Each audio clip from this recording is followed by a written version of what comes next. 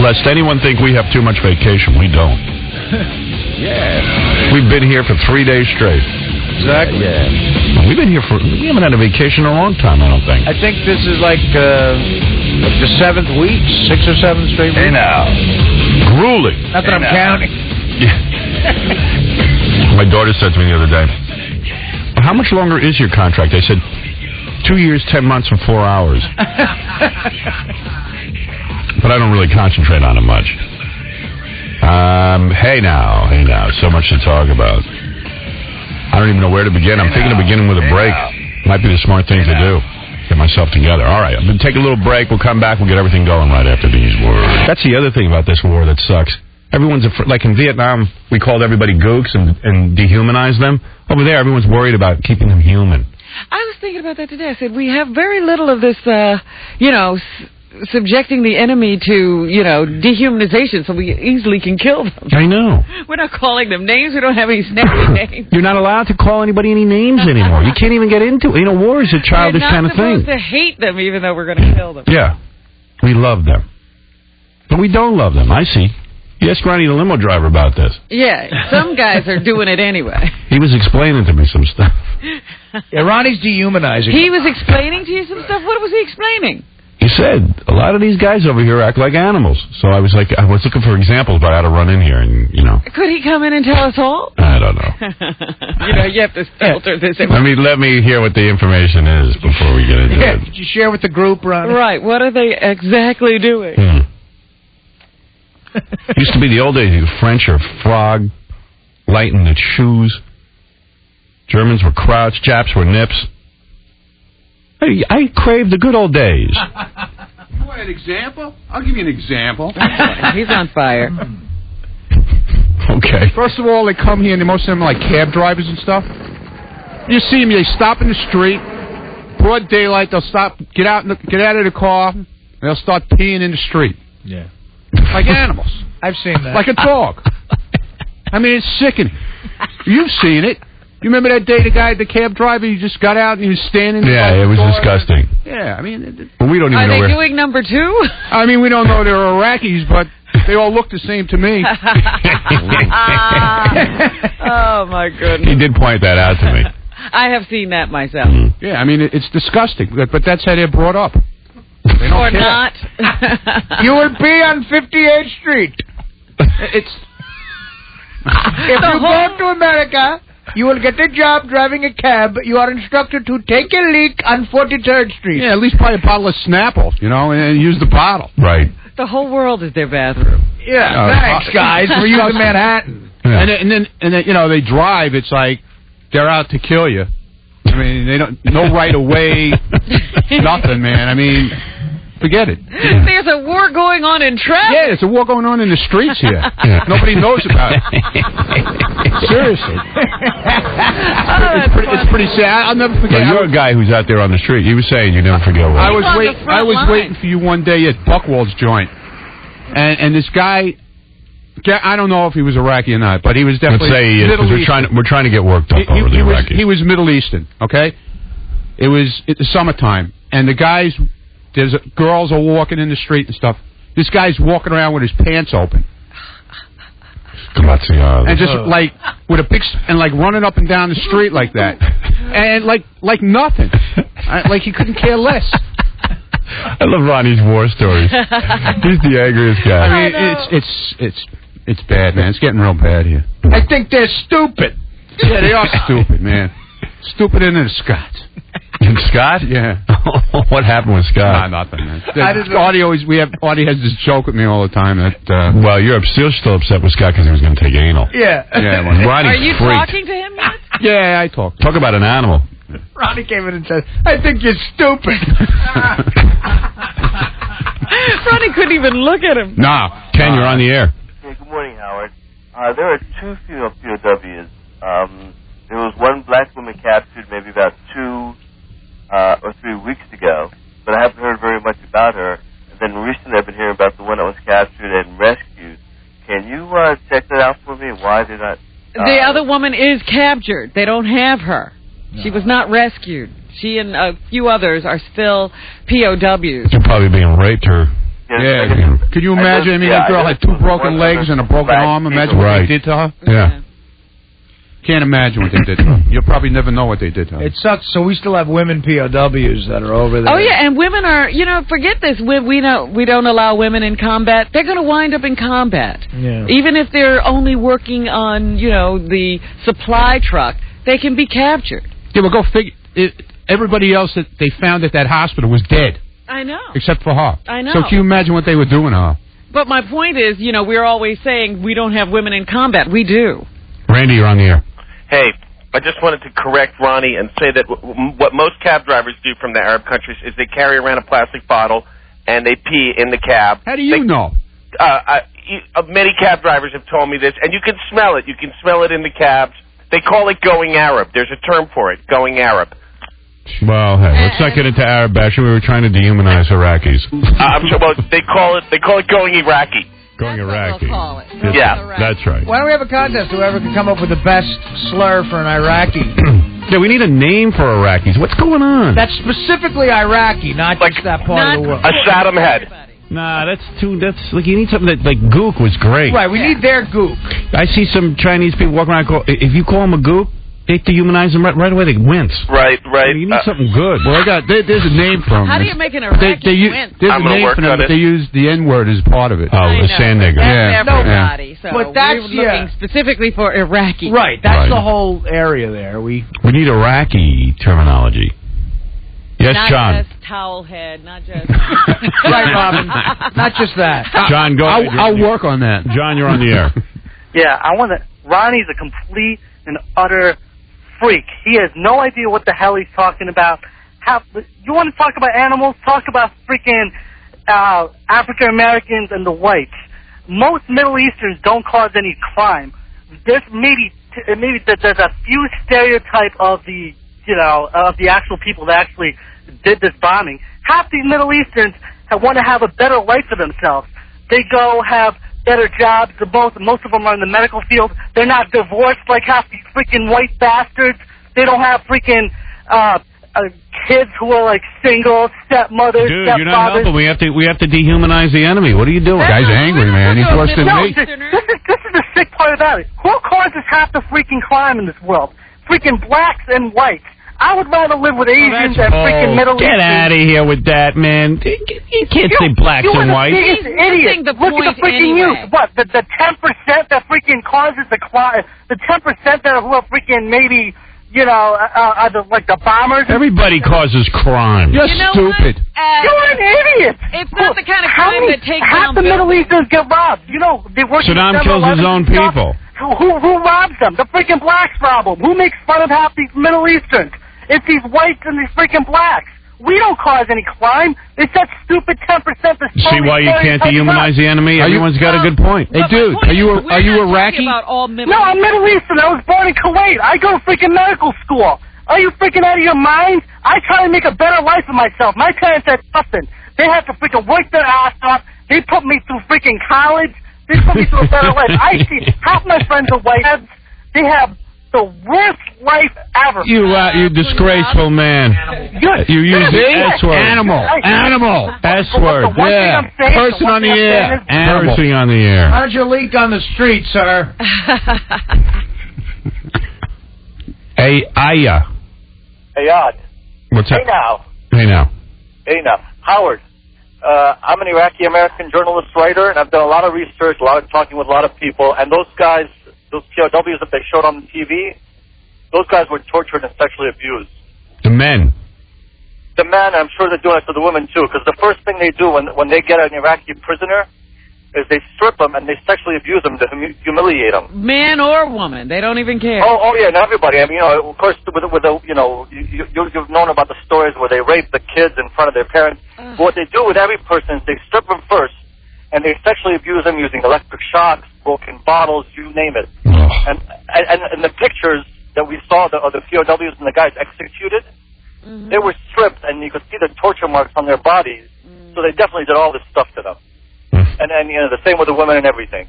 So what's a good... I know when I was looking at the video of the POWs, the looks on their faces tell you, they are scared to death. Well, this guy's a journalist. Maybe he could think of a good That's what I'm saying. What's a good slur word to call Iraqis during this war? In Arabic or no? Give me a terminology that would really piss them off. Like, you know how like in Vietnam they had slopheads and gooks? Yeah, but in Arabic you call them menayik, which is like, which is homos. So we should call them a homo? Homos is what we should call these Let's guys? call them homos. That's a good one. I mean, in Arabic, I don't know what they would get. So I'll tell you what, Howard, your Thank song, 50 Ways to Kill Saddam, you should drop, Iraqis would love that song. They should drop it with the leaflets. How about sand homos? Sand homos, yeah. Just to distinguish them from other homos. I don't know. Yeah, because homos shouldn't be disparaged. You sandy homo. We don't want to come out with anti-Arabs. I mean, we're not against Arabs, but we're fighting the Iraqis. We got to get a sand homos. Whatever. Sand Manaiks. Thank you. Sand my naiks. You send my naik. Hey, Manaik, get out of the street. Thank you, sir. You're great. It's a tough war to fight when you don't have a slur. You don't have a good name for that. It's a slur. I mean, I like sand homo. I do. Sand homos. I don't want to be a sand homo. You sand homo. come here, sand homo. You sand retard. You know, what about, I'm sure like Bill O'Reilly would let me sing that. Oh, sure. I need to go on a show. You know, to legitimize my song. When I hear that, I wish my name was Roland so I could pour acid in his colon. I just wanted to clear something up for that guy who called before. He was so upset that he had to curse on the air. I mean, there's animals in every race. But we're just pointing it out now that the Iraqi animals are because of what's going on. That's right. There you go. How about sand gooks? Sand gook is, well, it's a combination. Let's go to Brian. Brian, you're on the air. Hey, good morning, guys. Yeah, I was just saying, like, everything in that song, I mean, I love it. I'm a sick guy, too, but everything in that song is what you're saying that they're doing to our troops over there, bro. You know what I'm saying? That's right. So when you think about that, I mean, Howard, come on, you're a man. I'm a man, too. New Yorkers especially. You hear something like that happening to someone, man, you really, really want to kill somebody. You know what I'm saying? Right. And I mean, and we ain't going to forget about what you did for after the Twin Towers went. All the millions you did went directly to the thing. The people out here do love you, and we do live. You know what I'm saying? Don't take them to a chair, make their toothpicks in their eyeballs, and force them to watch Dirty Works on a loop. Then Howard, have a good day, bro. Billy, you're on the air. Hey, what's up, Howard? Wow. It's dirty work, not works, by the way. No. What, his two sons, me and my friends call him. You ever see Saturday Night Live, the ambiguous gay duo? Yeah. He calls two sons, Ace and Gary. Ace and Gary. Well, start spreading that around. They'll be getting all upset. Ewok is Ace and Daddy? Ewok is pretty good. Wookie. A Wookie. Call them the Wookiees, the Sand Wookiees. I still like sand homos. Well, Sand Homo is going to be a classic instantly. Yeah. Vin, go ahead. Hi, Howard. I have a friend over in the Persian Gulf on the Iwo Jima. They've been calling them oil niggers over there. What are they calling them? Oil niggers. Oil niggers. Oil niggers. That's Sorry for the crappy phone, brother. I just wanted to call in. Thanks for everything. You've been an inspiration to everyone. But sand homos was a little more appropriate. I like that. Yeah, it's good. How about oil homos? And oil homos. Oh, dear. We need to get the N-word in there. Petrol fags? Petrol fags. Something like that. All right, where was I? All right, thank you, Ronnie. Ronnie with his homespun logic, and he's our man on the street. He's out there every day. He's our man on the front line. He sees it all. Of the traffic wars. So instead of Iraqis, it's Ewokis. That's pretty good. Okay. Hey, That's a little too cute. yeah, makes him a little bit lovable. Yeah. Like Gook is so perfect because it's to I know. the point. It's one syllable. All they were really vicious. Kraut. Yeah. Slopehead. Sand Gook. Sand Gook is sort of, because we're going to have to fight the Koreans eventually. We need Gook to stay in the game. Yeah, we need Gook. We need Gook for the Koreans. And we need a special name for the Iraqis as opposed to the Iranis who are probably next. Right. So we have to have a name for everybody. Yeah, I'd like to. Let me work on it. That's President Bush has asked me to come up with a name. Howard Stern is personally thinking up racial slurs. He's the Secretary of Slurs. I can see that Bush speech now. You know, we've got our Secretary of Home Defense, great governor, Pennsylvania. Tom Ridge.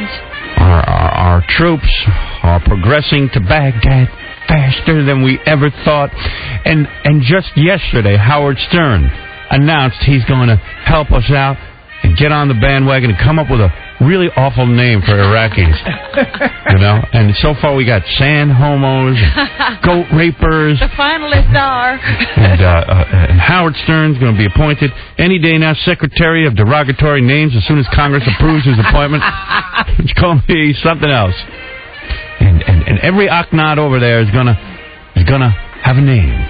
We've located 4 new races in the West Indies, and Howard's going to work on them. Yeah, we're thinking of going to war with the West Indies. Howard's coming up with all kind of great names for all these different enemies of our country. So good night. We'll be able to go in with a rallying cry using the names created by Howard Stern. He's not only going to come up with a name, but a slogan.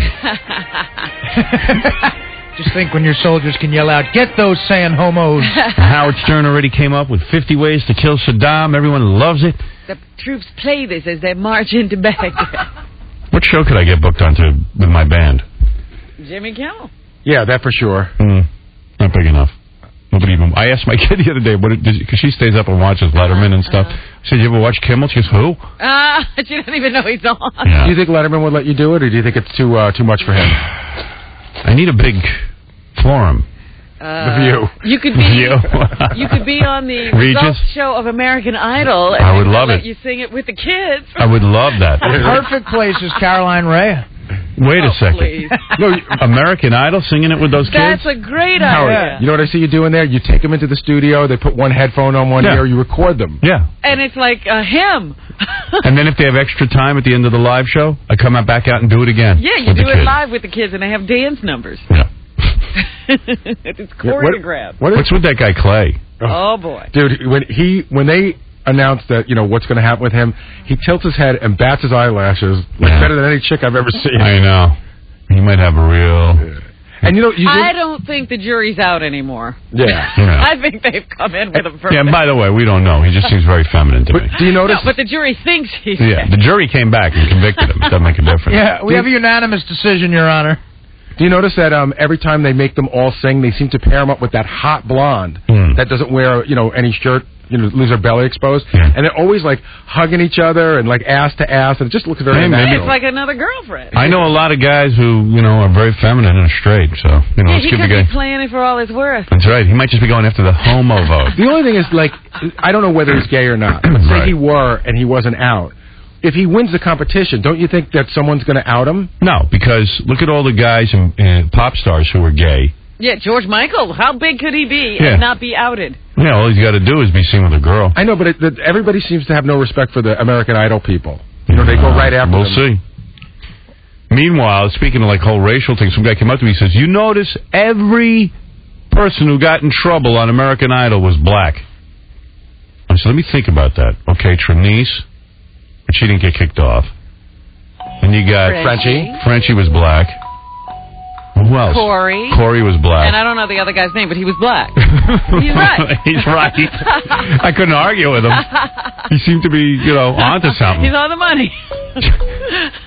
Yeah, but I think every racist guy in America thought that the big heavyset dude with the 205 on his shirt was going to be guilty of something. And look at him. He's clean as a whistle. You never see fat black criminals.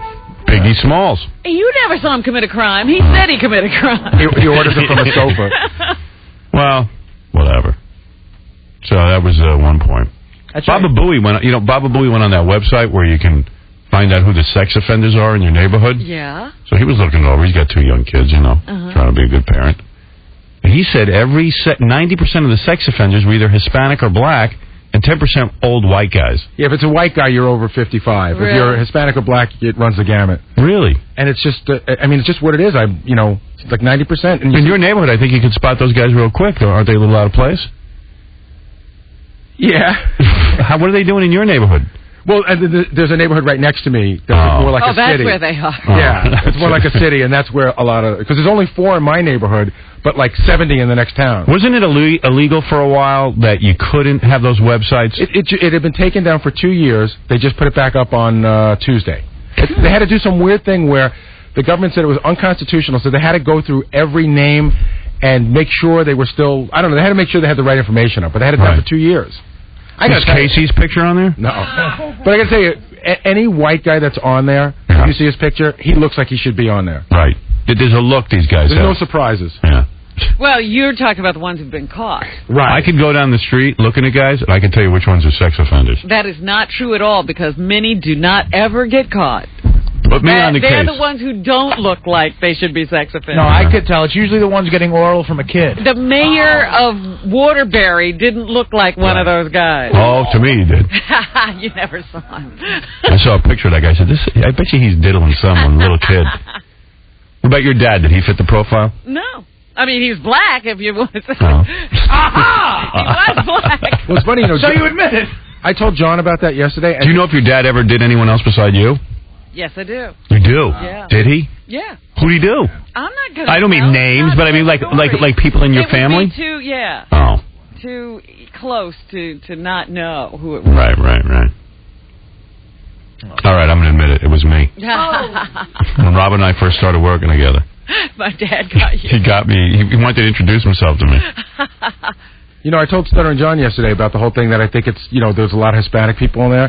And John had this whole rap about how he thinks the rules about sex are a little bit looser in the Hispanic community, and he won't hire Spanish babysitters. He won't. He's Hispanic. He said, I hate to turn to my own people. But I am.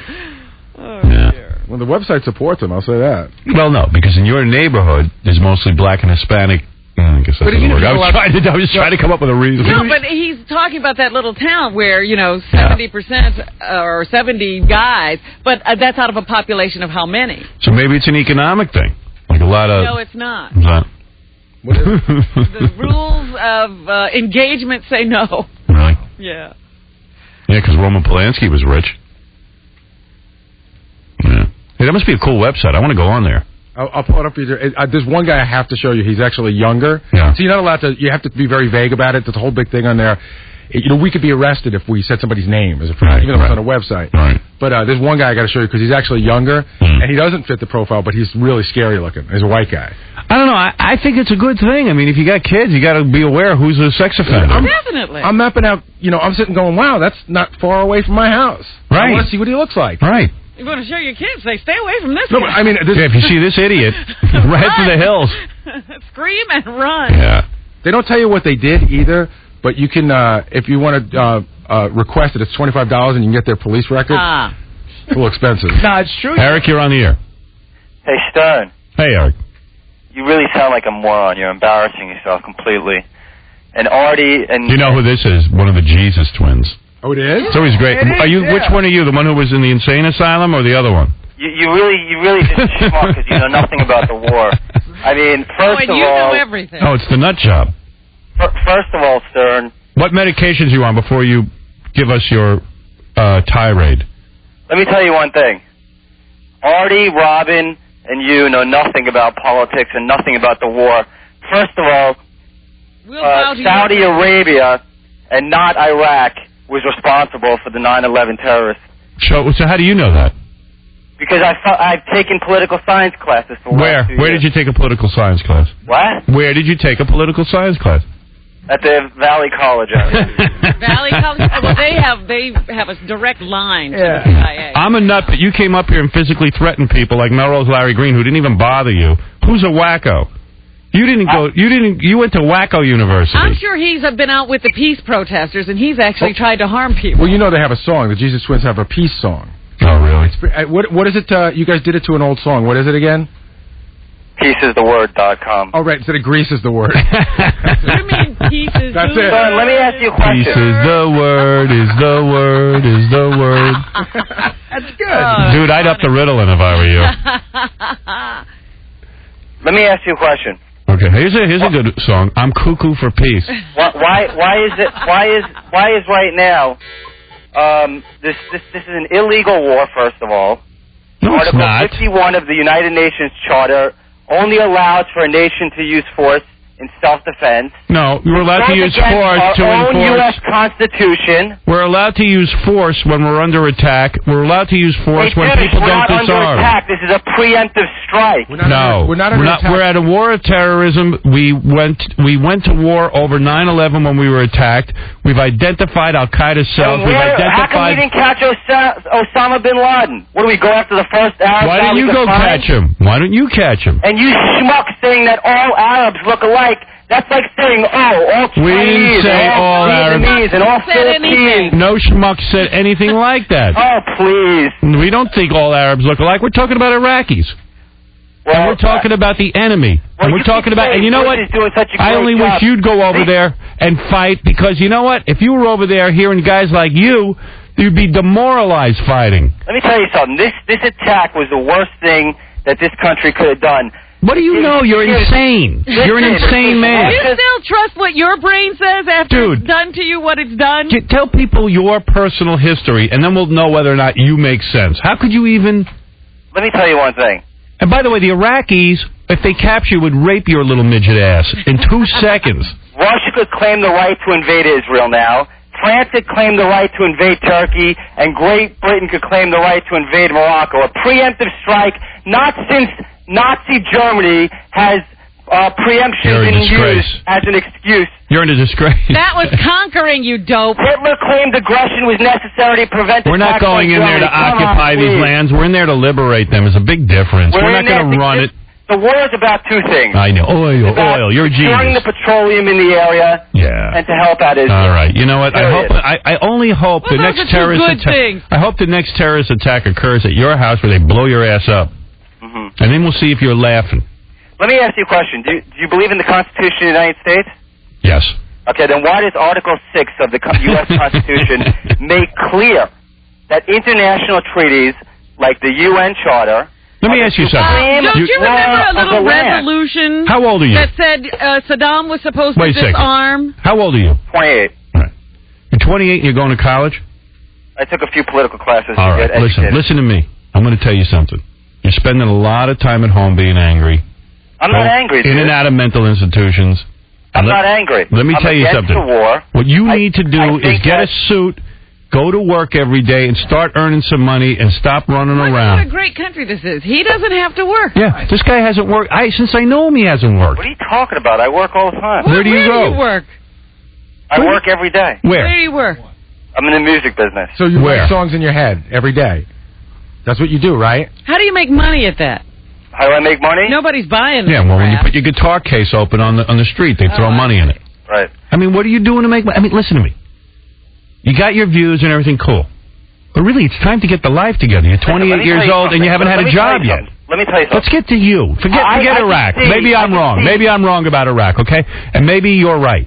But now, I with don't all think your there's a wrong or knowledge... right. I just think that when you're lumping all Arabs... We're not lumping all you have- Arabs. You don't listen clearly because you have voices in your head. They're I don't have competing. voices in my head. Okay, listen. What I'm saying is this. You have a rich You're father. condemning I don't have a rich all father. Iraqi people, when the bottom line is that's like everyone in every foreign country who hates Americans right now looking at every We American. know that. We're not as- saying that. We're not as George anti-Arab Bush. on the show. We're Yeah, not. there's 24 million Iraqi people. None of them are Saddam Hussein. Saddam Hussein's a scumbag. We all agree. Look, And he should be removed from power. But to sit here and All right. malign innocent homos. people, what? Sand homos. Okay. That's who Why don't we're we call fighting. them hook-nosed homos? No, sand Gotta go, homos. douchebag. That's who we're fighting. Go to work. How about oil fruits? Must be time for class. He heard a bell ring. Yeah. Time to go to school at 28. My poli-sci class at Valley starting. Time for class. The Valley School. I was out with the Valley School over here. By the way, these self-hating American teachers Oh, schools are some of the most vicious, awful places. are filling nut jobs like him up with this rhetoric. Yeah, I tell you, your kid comes home Hippies. from college, you won't even recognize their politics. You should see my kid goes to college. I start talking to her about the war. You would think... Yeah, we're the most horrible race on earth. You would think we were terrible. Americans are terrible. They teach Americans to hate themselves. They're being taught by hippies. We're the best people there ever was. Americans. There's no better. Yeah, a few years ago, before we had this going on, it was corporations they were against. Right. So your kid would come home a communist, thinking that people shouldn't make money. We're the best people. And let me tell you something. When your kids go communist, it's another 5 years you got to support them. That's right. Yeah. Don't let them date a commie. I tell you, Howard Stern's going to have to start going down to some of these colleges and talking to the kids himself. The teachers, I don't know what happened to them, but yeah, they're not very pro-American. I'm so upset about this, I just refer to myself in third person. Okay? But did you heard that guy just said on the phone, he goes, Saddam Hussein's a scumbag, he should be removed from power. Hey, how does he plan on us doing that? How is that going to happen? We're going to vote him out. This guy, I love that guy. I'd have him on the show anytime. That's Eric from the Jesus Twins. No, I know, but all right? I know Stop who he is, but a lot of people... I would actually like to hear that song. What is it? Peace is the word. Hey, Gary, do you got peace is the word before we go to commercial? Not handy. We had it, but you hated it so much we threw it away. I can get it again. How can you get it? I'll go to the website. I want to play it now. I'm saying, him aside, a lot of people against the war have that same view that Saddam Hussein's got to be removed. How are we going to do that? He's not going anywhere. Oh, they're stumped on that one. Yeah. You want? I'm gonna have to take a commercial break and then I can play Pieces the Word. I gotta hear it. It's time. It's time to break. All right. Pieces the Word. We'll be back right after these words. David Lee Roth's last day was on the was yesterday. Did he cry? Was he sad to leave? I don't know. I like Dave. I got a lot of people called me and said they enjoyed listening to Dave as the afternoon disc jockey. Yeah, I'm just wondering. I mean, did he enjoy it enough that he wants to do it again? I don't know. I don't know if there's a slot open at the station. What about the David Lee Roth May show? Yeah. Well, I know that they love to make people do double duty around here, so he might have been doing both. I see. Hey, it was a lot cooler when he was in Van Halen saying stuff like that. Because you shouldn't be with any prom queen at this point. Yeah, he's a little long in the tooth for You should that. be with the prom queen's mom. Don't tell Dave that. Yeah, he should be the chaperone. Dave's one of those guys who always kept his private life quiet. I think he has a long-term girlfriend. Oh, yeah? But nobody knows it because he wants to keep the image going that he's a womanizer. He could give that up. Yeah. Let us know who it is. Yeah, in the early 80s, he could keep that image. Yeah, I wanted him single, when he had that fine ass. Eric's back on the phone. Yes, Eric. Dude, play the rest of the song. You might learn something. Oh, here he is. The piece is the word. If we ever learn something from you, we're in committing ourselves. Seriously, Eric, you got to get back. You got to get into some kind of career. Dude, my career's going great. What is your career? I'm a musician. Nah, come on. Where are you playing? Where are you making money? I just sold 4 songs publishing. To who? That's none of your business. Well, I'm trying to figure out what it is you're up to, dude. I heard your dad was rich and he supports you. My dad is far from rich. Really? Not anymore since he supports Yeah, exactly. He paid for the poli-sci class at Valley. Classes are $10. I don't think they cost that much. Teachers are good at Valley?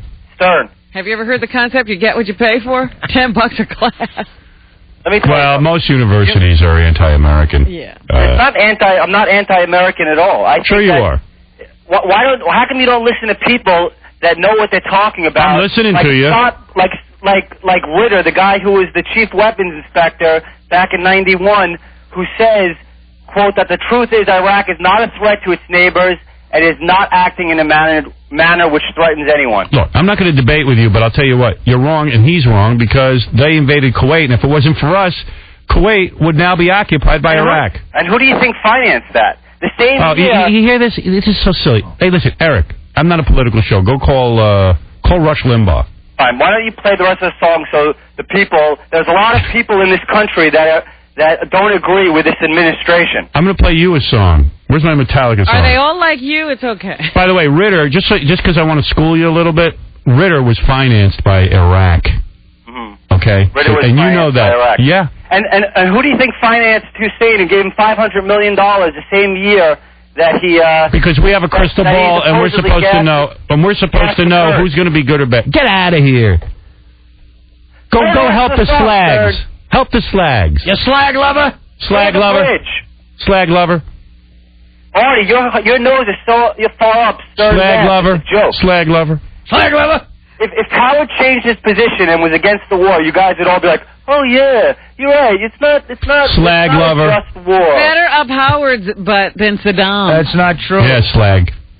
I'm pro-war. Slag lover. Come on down here, little slag lover. You guys are just dumb. That's the problem. That's right. And we're enjoying ourselves. And we're here and you're listening to What us. about you? Hey, I'm rubber, you're glue, dude. Anything you say bounces right off you. 10 million Iraqis are going to die of either starvation. Anything I say or bounces disease. off me. You And could care less about Iraqis. Stop that bull crap. yeah, you better start caring about what medication you're on. Son, let me tell you, You don't something. know one Iraqi. Half the country's on medication, including probably your ex-wife. No, my ex-wife isn't on medication. All right, well, it was a pleasure talking to you. Hopefully you could learn something, educate yourself Thank about, you. We're going to listen to your song. what's really going on. Yeah. Unfortunately, you probably get your news sources from Fox. No, I get it from Valley College. Thank you. Valley College. What a waste of time that is. Just $10 go. classes, boy. Hey, yeah, it's $10 a class. What a bargain. Where's my song? You have it ready to go? Since when do you have it ready to go? Let me tell you something, ladies and gentlemen. I wasn't going to brag, but I was in the gym yesterday with Pat Menachia, pumping up in case I have to go over. Because who knows? Yeah. One day we might be called. We might have to do hand-in-hand right here. Look at me, I'm gorgeous. You're pumping up in case you have to Are do you, that song. have you lost the 15 pounds? Not yet, but I'm in hair removal. Don't know it's me. You never know when he might be called to L.A. to do that song on the Kimmel Show. I was over getting my laser hair removed. Again? Sure. Got to go once a month. You're going to look good in that uniform. Goddamn right. I'm not going to disrespect the United States uniform with back hair. How about that? That's what we're going to show the Iraqi people. Stuff like completely bare. You know? A whole new market. You're not going to believe this. You saw that terrorist dude they caught? Yeah. With the back hair? Exactly. You're not going to believe this. They could get rid of my hair. I'm completely hair-free. I might lose weight now. Under Saddam Hussein, he said there's no way to get rid of back hair. But now we go to completely bare with Howard Stern. Fantastic. It's unbelievable. All right, let's see. A lot of email yesterday about Artie playing basketball against a WNBA chick. Everyone's all turned on about that. Oh, it's going to be exciting. Most people think Artie can't win. I'm very worried about Artie's playing basketball with all those fat cells around his heart. He'll probably keel over and die. Well, thank you, sir. I was talking to Cuz yesterday, a good friend of mine. I was going to say, who's Cuz? He's a good friend of mine, and he said to me, I heard the whole Artie discussion, Right. and you tell Artie, I'll put $5,000 on Artie. He could beat any woman. He's a man. He's got strength. Wow. And as much as you want to talk about, they're girls. They don't play Cuz thinks basketball. like you, Artie. Yeah, me and Cuz. And by the way, Cuz is an old Italian. He's a 28-year-old Italian trapped in he's trapped in a 100-year-old brain. Mind, yeah. So he said he's laying heavy money on you. Oh, no. Yeah. I now I want to owe Cuz money? You and Cuz. Let me, well, look, I'm just saying, if you get a chick closer to my height, it really, if I lose... We're doing it. I'm going to let you play a girl in Division II basketball. Is that how it's going to be? Yeah, I think so. I've been thinking about it. Artie, what makes you think you could beat anyone at basketball? Have you ever looked in the mirror? You're an overweight, out-of-shape man. I know. A man in shape might have a chance over a woman basketball player. You, Artie, have no chance at all. I was talking to another guy who coaches women's basketball, and he said, don't mention my name, but Artie will beat any woman in basketball. A coach of women's basketball, Yep. Artie will beat any Yeah, woman. says if the guy's got even halfway decent skills. He says doesn't. he's going to outmuscle him. He doesn't have halfway decent He's got skills. I can tell. He says, here, I'll tell you what. In fact, one guy said, I wrote it down what he said. This is the guy. All right. I'm telling you, Artie will definitely beat this girl. I coached, and I'll bet you anything, if Artie was an all-county baseball player, he will beat her. Not even That was basketball. Years ago. Doesn't matter. He says, I was a college coach, and we must respect that we are men. It is a difference. All right, Artie, you're going down. All right, let's do it. I mean, now it's getting interesting. See, Artie, if you can beat any woman, why not take on the 6'7" girl or the 6'2" girl? Oh, Jesus, I mean... Make sure they use a real NBA basketball. The women play with a smaller ball. An NBA ball is 30 inches in circumference. A WNBA ball is 28.5 or 29 inches around. The ball makes that big a difference? A smaller ball helps the women control the ball better. What ball do you want to use, Artie? I'll give you a choice. I'll go with the regulation men's ball. Okay. You want a man's ball. Yes. I'll show her what it's like to hold a man's ball. Someone corrected us. They're yelling at Robin, but I think I was the one that made the mistake. Can you tell your newswoman, Robin, that Chemical Ali is a man, not a woman? Yeah, Howard said. it was a woman. He has been depicted on numerous broadcasts. I knew that there is a woman who develops the chemicals for or the biologicals, one of the two. But I thought Chemical Ali was a man. You were the one who said it was a woman. A lot of people talking about Evil Dave. Since English obviously seems to be a second language for Evil Dave because his reading skills are ridiculous, why not write everything out for him phonetically? Howard, let Evil Dave talk. He's the funniest when he makes all those mistakes. This one says, regardless of how much we rehearse Evil Dave, it always goes horribly awry once he gets in the studio. He reads horribly. It ruins the bit when you have to keep saying to him, what was that? Read that again. He really needs more practice, that's all. How much more? Who knows? Today's show, you keep doing the David Letterman voice, and it's getting so stupid. After every joke since 7:30, there is the silence from everyone in the studio. It makes you all sound like morons. Move on, enough with it. I'd rather listen to John, that moron who stutters. Here's a listener asking about Daniel Carver. Where has Daniel Carver been? Is Daniel retired? I'd like some updated information on him and his business. I'd like to I'd like to purchase a cement lawn nigger for my brother, and I've had no luck contacting him via web search or phone number. Wake up, white people. Any info would be greatly appreciated. I might not help you with that one. 20% loved it when we played the Darryl Worley song, the country pro-war song. Yeah, that is a good song. Got to hand it to Darryl Worley. Darryl Worley's song is the #1 on the country charts. Good. Believe it or not. It's a good song. I mean, the Dixie Chicks are reeling. They're saying, who would have ever thought what we said was important? Well, I got to tell you something. The Dixie Chicks are going to really be hurting because Mark Harris wrote an anti-Dixie Chick story. Everybody loved Goldust on E! Jesus Christ, Howard, the Goldust show was absolutely terrific. I was laughing so goddamn loud that my neighbors called the police because they thought I was having parties over here. I don't believe that, but that'd be good, though. I watch him on WWE every week, but he never does the Tourette's thing that heavily on the wrestling shows. But your show, he did the entire time. Artie was an effing riot. You got to replay that show on E! sometime. Goldust on the E! show was hysterical. Except for, of course, for Anna Nicole and her stupid-ass dog bouncing around the bottom of the screen. And evidently it isn't helping. The ratings are dropping like crazy on that Anna Nicole show. Artie interrupting with his lame impression of Goldust during the interview. Please tell Artie to keep his fat nigger mouth shut during funny interviews. Is that the same guy with the N-word now? I'm not the N-word. Saddam Hussein is. Artie is an idiot. I did not like the way he treated Goldust when he was on your show. He didn't like the way he treated him. He should take a good look at himself in the mirror. I guess you're not better looking than Goldust. These wrestling fans, come on. Are you getting the joke? You're not better looking than a guy with a painted face. I just watched the E! show with Goldust. Is his neurological disorder real, or is it part of his WWE act? It's real. We see who's right in these. I love Artie and everyone else. Robin looks beautiful. Look at you. Yeah. Thank you. Yeah. Hey, you got a nice letter here, Robin. We love Robin Quivers. Robin Quivers is the best, most beautiful radio broadcaster. I wish that she never leave radio. Robin forever on the radio. Yeah. Look at you. Yeah. That's something positive said. Well, I had to write it in myself. Here's a guy who doesn't want me to retire. This is nice. I curse the day that you go off the air. America would not be the same, nor so free. You guys are the best. Another listener was mad that he feels I dissed Lenny Kravitz.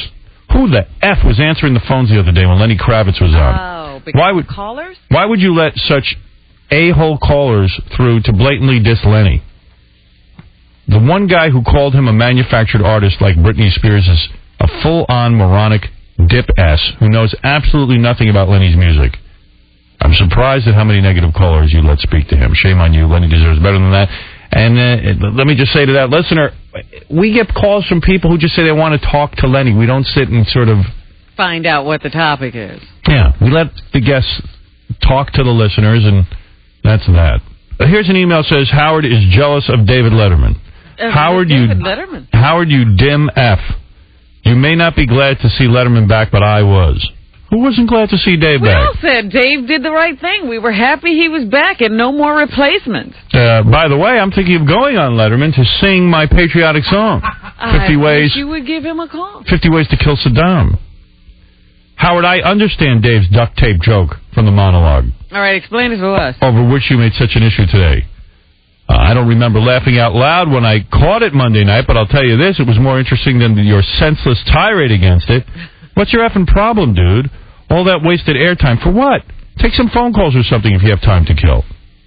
I'm sure I'm not the only Stern Show fan who became aware of you because of the Letterman Show. Show some effing gratitude and focus your hostility more constructively, like towards Michael Moore or Bill Maher. Thank you. But he didn't explain the joke to us. No, he didn't. And he couldn't. We're still in the dark. We're going to take a break. We're going to break you now. But when we come back, I have to talk about Vegas. Yeah. I will get to your phone calls to kill some time. And I will talk about the new Donald Trump reality show, American Idol, last night. And Donald Trump reality show. That's right. Didn't you read about it? No. There's a new Donald Trump reality show that they're planning. Really? Yeah. And then I will begin to expose specific people who rip me off at Telepictures. I am no longer just going to say Telepictures rip me off. I'm going to tell you the people who rip me off. And that's why I'm suing them. And Mike Fleiss and Scott Einziger. Hey now. And I will mention their names. Shame on them. Shame. You can't hide behind a corporate name, stupid asses. You can't hide from me. The public will know who you are, how you make a living. You scumbags! Scum! You slags. You slags? Slag lover? I'm like President Bush. I'll name your name. I've not forgotten. Just like Bin Laden. Hey now. Oh, I'm going to mention your names. I'm going to take you out of the hole you hide in. I'm going to rip you out of the ground. Me! The greatest man alive. You're not going to like it, trust me. But Well, I'm tired of They it. go out to have their fancy lunches. Everyone will know their names. Right. Have you forgotten that you're dealing with a nut? Have you forgotten Bin Laden? Casey, you homo, have you forgotten? It's a shame forgotten doesn't rhyme with Einziger. You're not kidding. Still can't work Einziger. Yeah, Einziger came up with the laser pointer concept. He wants everyone to know. He put his name on the show. Executive producer. Mike Fleiss, the mighty Mike Fleiss, ran out of ideas after Bachelorette. Goddamn phony. And I'll release 2 names of people at Telepictures who are in on it. All that coming up, baby. Yeah. I've not forgotten. I didn't forget the debacle that was Am I Hot? ABC is trying to forget. That laser pointer. Telepictures. They don't even know what to do with the last couple of episodes of Are You Hot? It's such a bomb. Guess what? I am hot. I'm hotter than a goddamn maniac. My head is exploding from the heat in my head. And I'm not done with any of you. Are you hot? No, but I am. All right, I got to go calm down during the commercial. All that coming up, and our big show in Las Vegas at the Hard Rock Hotel and Casino, April 22nd through the 24th, with the $100,000 bet. One hand of blackjack will change one person's life, thanks to GoldenPalace.com. Vegas at home, GoldenPalace.com, and the $100,000 giveaway. We'll be back right after these words. Yeah, there's a Trump TV reality show. What's that going to be? Called The Apprentice. And what it is, from what I read anyway, it's a new reality show that's going to feature Donald Trump, and interns are going to compete against one another to see who will work for Donald Trump. So, like, they take 15 interns, and they're all competing for Mr. Trump's favor. But to me... He's the final arbiter. He picks the intern that he wants to work with. But you know it's going to be the hottest intern. I mean, that's the real... What are you saying about the Donald? Well, this is the real Joe Millionaire show. Everyone competing to hook up with Donald. This is Who Wants to Bang Joe Millionaire. Right. It's a reality show to see which interns are going to work next to Mr. Trump. And I know Donald Trump, and I know that all the interns are going to be hot chicks. He's not going to have... The guy's no homo. But they're going to be guys, aren't there? I guess they got to include a few, but they ain't getting the job. Well, we'll see. Donald likes to work with men. Well, believe me. You could go right from Scores to working for the Trump Organization as an executive lap dance specialist. You're selling Mr. Trump short. No, I mean, he's a guy. He loves beautiful women. Yeah, but in business, he's all business. We'll see. All right. You could be the erection coordinator. Assistant oral supervisor. If he hires a male intern, then I'll know the show is like, for show. It's not real. Want to make a bet? Well, we'll see. Well, then he's just going to try and put up a front. Then he's fronting. Because there's no way he's into that. Yeah. Why do you think around here I don't hire the interns? I have nothing to do with it because I would only hire hot interns. You'd eventually want to get some work done. I can get work done. Don't worry. I've seen you. Hey, where's Cat Stevens doing all this? Cat Stevens is re-recording that stupid Peace Train to sell, to raise money, to support the families that have been devastated by the Iraqi war. For those of you who don't know who Cat Stevens is, which is probably the majority of my audience, he was this dude named Cat Stevens. He had a recording career. He was like a big deal. He was like the Alanis Morissette of his day. And he had a whole bunch of songs. I'm being followed by a Munchato, Munchato, Munchato. And I've been thinking about it lately. Thinking about getting on the peace train. Peace train. You know what? I never heard this music directly. I only heard it through the wall of my dorm room. Really? I love Cat Stevens. Everybody was playing this album, so I'd be thumping against the wall of my dorm room. Bring tea for the Tillerman, steak for the sun, wine for the woman that made the rain come. This guy... Then he went, what happened to him? Cat Stevens. Well, Cat Stevens grew a beard and became a Muslim and gave up all his money, all the hot chicks and everything, gave up his recording career. Yusuf Islam, right? Yeah. Is that his name? And he went over and lived in, one of those Arab countries, like Iraq or Iran or Kuwait, some of them. I don't know where he lives. No.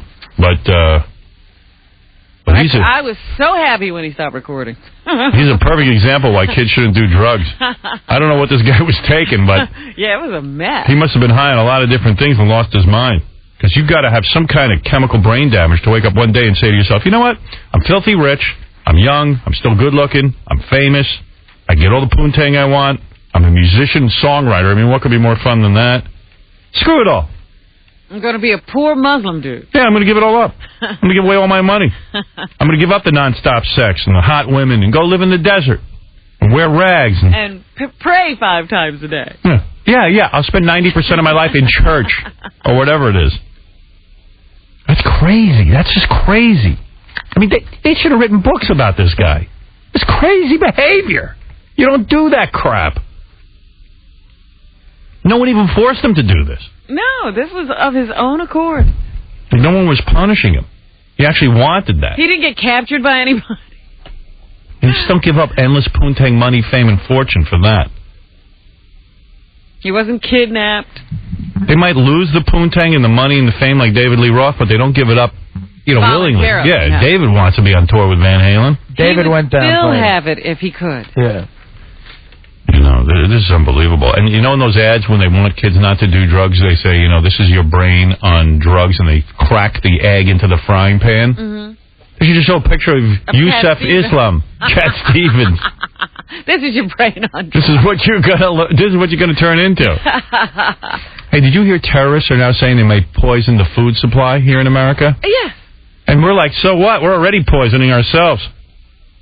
Between the McDonald's and... Yeah, if you look at our supermarkets, you're late. Yeah, I mean, We're already poisoning ourselves. Take a look at Star Jones and Aretha Franklin. They've had more junk food and poison put into their system. It doesn't even bother them. Look at Artie. Yeah. Artie's eaten so much junk food over the years that he actually has built up a resistance to poison. Yesterday, he went on a feast. He was eating a bagel. There must have been 50 bagels inside that foil. I saw that. I couldn't believe it. It was a big toasted bagel. McDonald's hasn't killed Artie. Burger King hasn't killed him. Jack in the Box, Wendy's, Kentucky Fried Chicken couldn't do it. All the pizzas and cheese steaks couldn't do it. He's the only guy here. When you say the McRib, he knows what it is. Oh, yeah. You could give Artie a bacon cheeseburger with anthrax sauce. He'd eat it. You know what? He'd ask you for another one. He'd laugh at He'd laugh anthrax. at He said, what was that special sauce? That That's was right. good. McRibs are good without pickles. And by the way, American Idol was a ripoff last night. I just read what they did. Yeah. There was nobody was thrown off. No elimination. But they did tease two people, right? They told them they got the lowest votes. Yeah. And then decided after a lot of drama to tell them they weren't going. Neither one of them was going to be kicked off. It's totally bogus, you know. As a human being who has spent endless hours trying to get through on those 1-800 numbers to vote, my vote didn't count. I feel as ripped off as the last election. A lot of cute women and her caliber and better have come in and said they find Howard attractive. You know who told me that? Jillian Barberie. Oh, she loves you. In fact, I had a question. John and I were talking yesterday. If you were single, Jillian Barberie or Julie Bowen? Jillian. Both. Why does he have to pick? If you had to pick. I would Who would you go to first? Let's put it that way. Who would I go to first? Yeah. I'd go to Jillian, and then when I couldn't take that annoying Yenta voice of hers, then I'd settle in with Julie. Because Julie's up for no nonsense. She wants like a boyfriend who's not going to cheat. You could see being. So why cheat on her? You won't. You could see being Julie's boyfriend. You know Jillian. I'll be Julie's boyfriend after I bang Jillian. Right. Yeah, Jillian's the bang. Yeah, Right. Jillian's your go-to bang. Right. You know what? She's You don't crappy stay in bed. with her. Jillian's crappy in bed. She's How probably do a you lesbo. know? What are you talking about? I think she's not She bad. just doesn't know. Oh, she's horrible in bed. I guarantee it. I think she talks too much. Why do you say that? Because she doesn't shut up. She might shut up in bed. No, she doesn't. Trust me. I know that type. As a butterface. But I'd bang her. As a butterface chick, who would you take, Sarah Jessica Parker or Tori Spelling? For me? Yeah. Tori Spelling.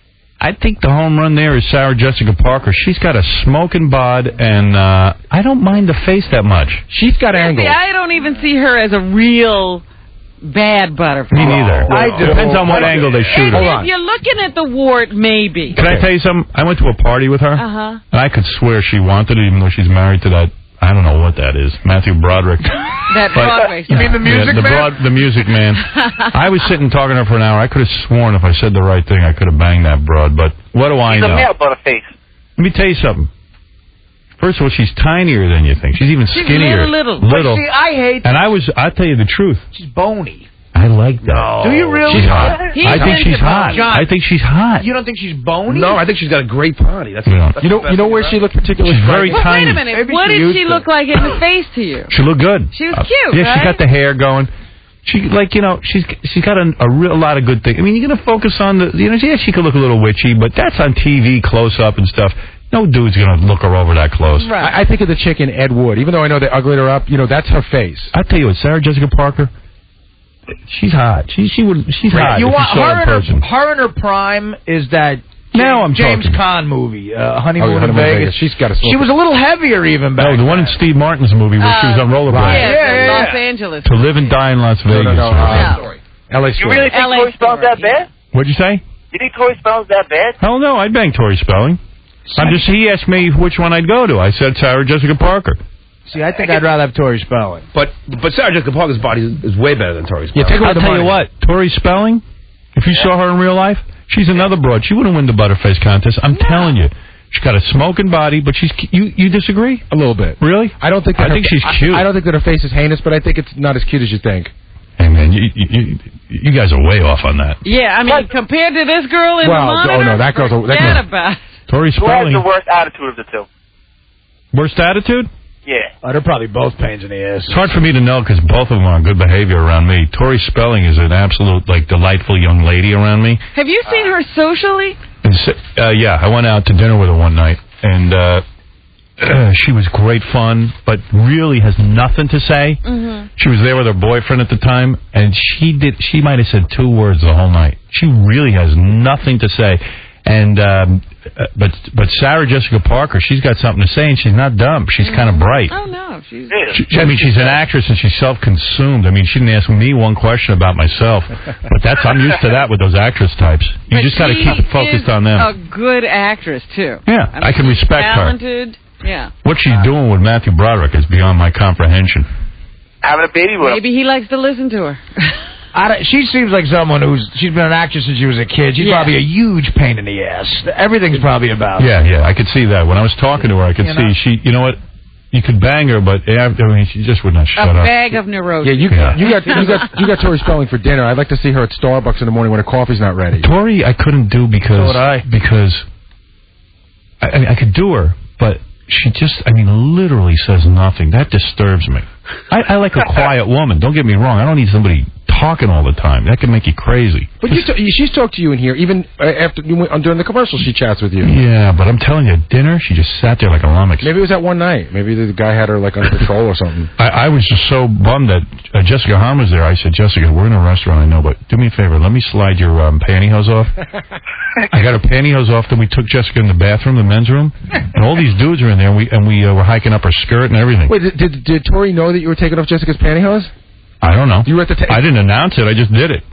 You did it while sitting there with her? Yeah, I was eating at the time. I did it with one hand. She didn't stop you? No. Then we all went dancing. I took Jessica's skirt. I hooked it up on the dance floor. Everyone was telling me I was the man because her whole naked ass and vagina was showing right on the dance floor. That's great. It was a great night. You know. Wow. Sorry, I missed it. Yeah, it's a little... What do you mean? What are you talking about? What's wrong with that night? No, that's great. It just seems like it's weird that she would do that. Who, Jessica? Yeah. It's weird that I would do that. I can understand why you would. We're two disturbed people. It's not weird that you would do it. It's Right. weird that she would say, go ahead. Right. Nah, we were having fun. She's a great girl. I don't care what anybody says. She's fun. Jessica Hahn? Yeah, she's great. Seems like a lot of fun. I don't think, anybody... What about when she used to come up to the room and give us lingerie shows? That was the greatest. Pick her outfits out. Slam dunk. I invited about 20 guys from LAPD up to my room. And we're all up there, and Jessica got naked and run around in a lingerie show. Sweet. What's wrong with that? Oh, nothing. These guys were great guys. It was right during that big Rodney King? Rodney King nonsense. I said to these guys, come on up. You guys are getting the crap beat out of you. Let's have some fun. I'm going to call Jessica. I said, Jessica, I got a lot of hard-working LAPD guys here. Let's show them a good time. And boy, if she didn't. She was entertaining the troops. Terrific gal. Did you ever have her? World class. Jessica, never had her. Never. Nope. Never touched her. That's why you know she's not such a great gal. No, I she think... was so great he would have had. No, I think that the heat between you guys was earlier when you couldn't do anything. You're nuts. That's right. No, I don't nuts. mean... I never would have done anything when I was married, No, that's for sure. I'm saying that when you were married, if you weren't married, that's when you Jessica wanted. put it there. Jessica asked me if I wanted to, and I said, I'm married. I'm not going to do it. But he would never have anyway. That means she's a lot of fun. If you were single... He would never have done it. If you were single... At least he wouldn't tell you, because he would have been afraid. No, I didn't do anything. I'm telling you the truth. But if you were single back then, would you have had sex with her?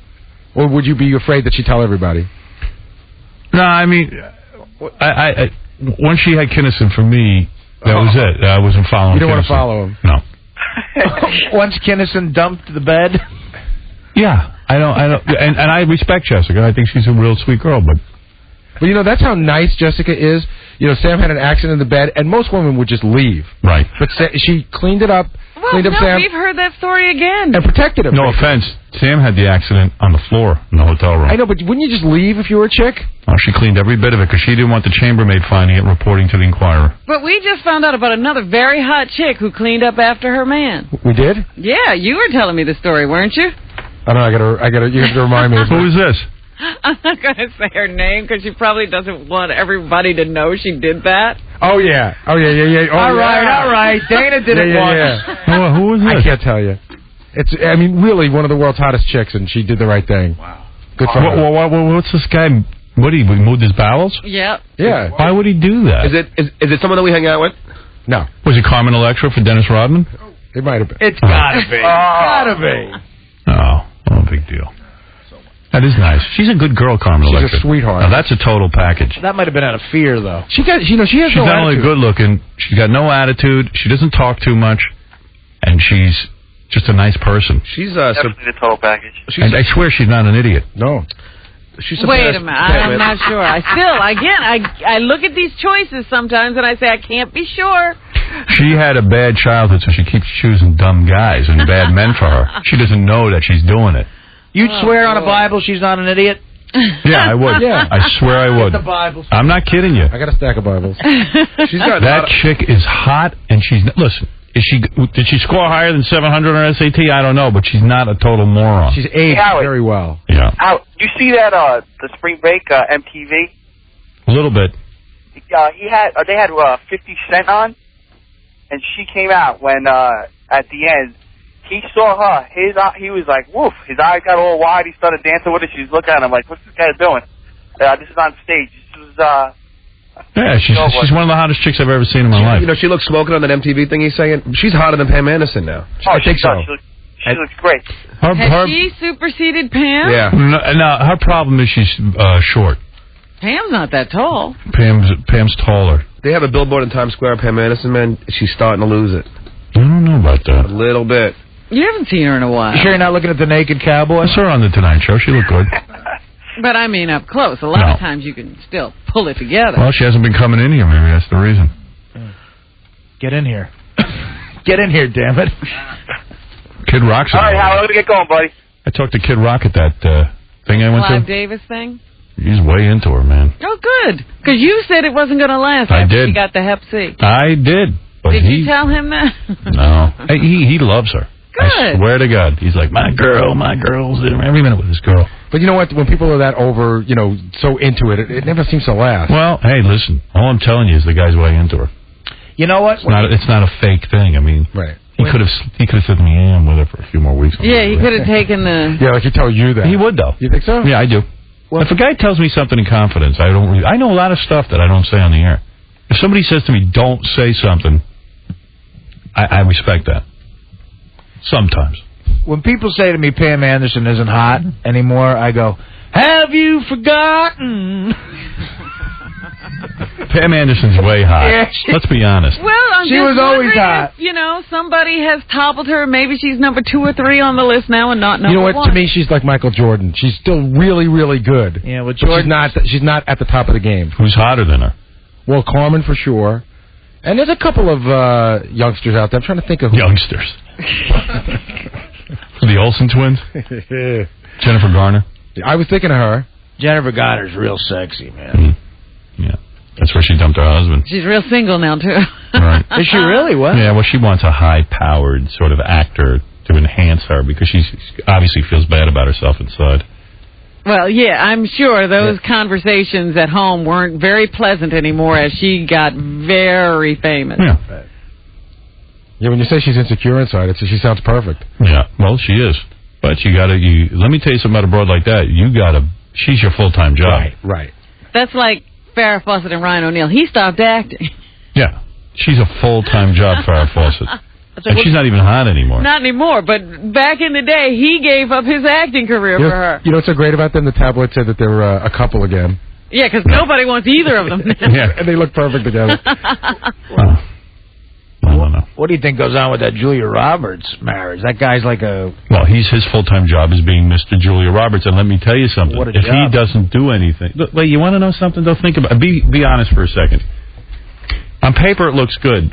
You're Mr. Julia Roberts. That guy's got no life. I mean, she calls the shots. Right. She's the man. She's got the money. She decides where they build a house. She decides everything.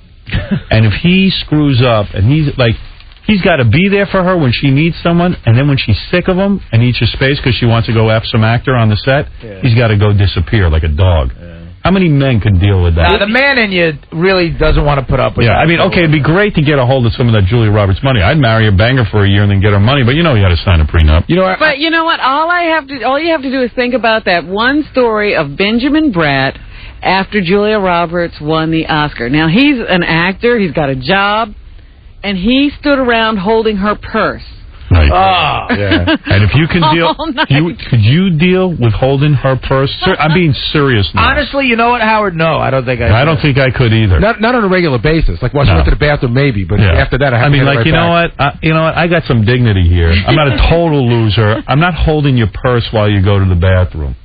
And really, she's just a head case. I mean, when it boils down to it, she's a multi-millionaire head case.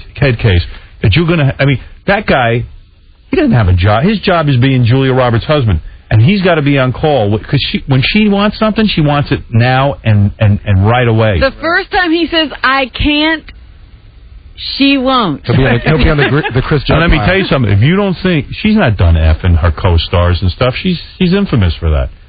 She's going to be on a set. She's going to fall in love. She's going to say to him, "I don't want to see you right now," and he's going to go home. He knows that she's effing her co-star, and he's going to have to sit there like a goddamn eunuch and sit that one out. And I can't put up with that. I got to go to bed at Do you think night. he'll last through that? This guy? Yeah. He might be just a maggot who can deal with that kind of crap. He might have no spine. I thought he was a cinematographer. I thought he was a cameraman. Cinematographer. He's not a cinematographer. No, he's like a He might be grip now or if she something. makes him I one. thought he was a cameraman. If she decides, a cameraman. All right. But, hey, can I ask Robin something? Brian Phelan's a cameraman, and he drinks all day and night. Robin, I always wanted to ask you about this. Yeah. Like, Mr. X, I think, is a great guy. He's got the personality for it. But back in the day, you would date some guys, and clearly you probably made 5 or 6 times what they make, and you guys would go out in public, and people wanted to see you, not them. Was that ever a problem with guys? They ever get bummed out? Sure. Yeah. They don't like that, huh? Absolutely. You know, guy's got a little bit of recognition and becomes my bodyguard. He's not happy about that. It has happened. Let me tell you something. That's why most actors who marry other actors can't exist together, and I'll tell you why. They go out to dinner, and if one of the actors gets more attention than the other, they go berserk. That's a fight at home. It's a fight at home. They go berserk. I told you, I knew this couple. They were married a couple of years, and one was a model, the other one was an actress. Even at a party, they had to stand in separate crowds because they each had to be the center of attention. So they'd be at a party, and one would have one ring around them, and the other one would have another ring of people around them just listening to them. And they're counting how many rings of people are around them. Oh, yeah, they knew how many Let me was tell you gathering something. of the biggest crowd. I'm the worst at that. When I got separated, I went out with famous chick, couple of dates, and we went out to some parties. Actually, we were walking through the street one day, and everyone would yell out my name. I was clearly more famous, I think. I would think so. And then a couple of times, you don't know who I'm talking about. You don't even know who I'm talking about. I have a guess. I'm sorry. I'm sorry. Jesus Christ. Leave the room. I'm done talking to you. What, you won't leave? I just, you know what? All right. Even the move is fair now. I'm afraid. Well, anyway, I think I was more famous in my mind. And then we're walking around, and we're, "Hey, Howard, how you doing? How you doing?" And all of a sudden, it turned. It was like, "Hey, so-and-so, how you doing?" This chick, I'm, "Hey, how you doing?" Oh, wait a second here. She's more famous than me, maybe. Uh-oh. This is getting a little weird. I don't like it. Did you really have those thoughts? Yeah. I don't like it. But you're so famous. Doesn't matter. One of the funniest things I don't want to hear it. was walking down the street with Penn of Penn and Teller. Yeah. And everybody saying to him, because he's with me, "Hi, Robin. Hi, Howard." They didn't even look up at him. They just said, "Hi, Howard." And he went ballistic. He couldn't handle it.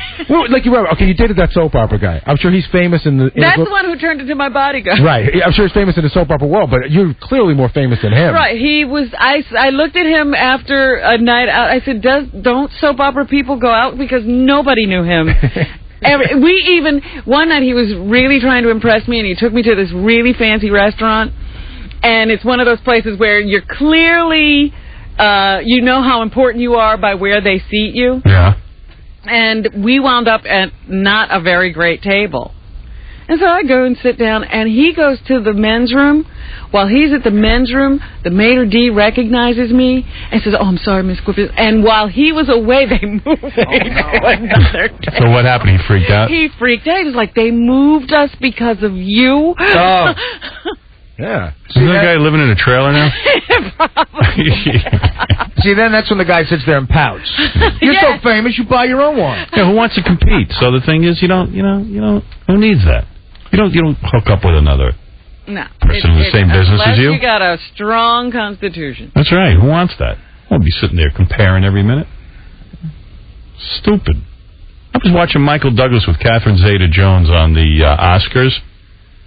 I know that was freaking him out. Yeah. He could act like he's all smiling and stuff, but he's probably like, "What the hell?" But he's still saying to himself, "I've got 2. Right.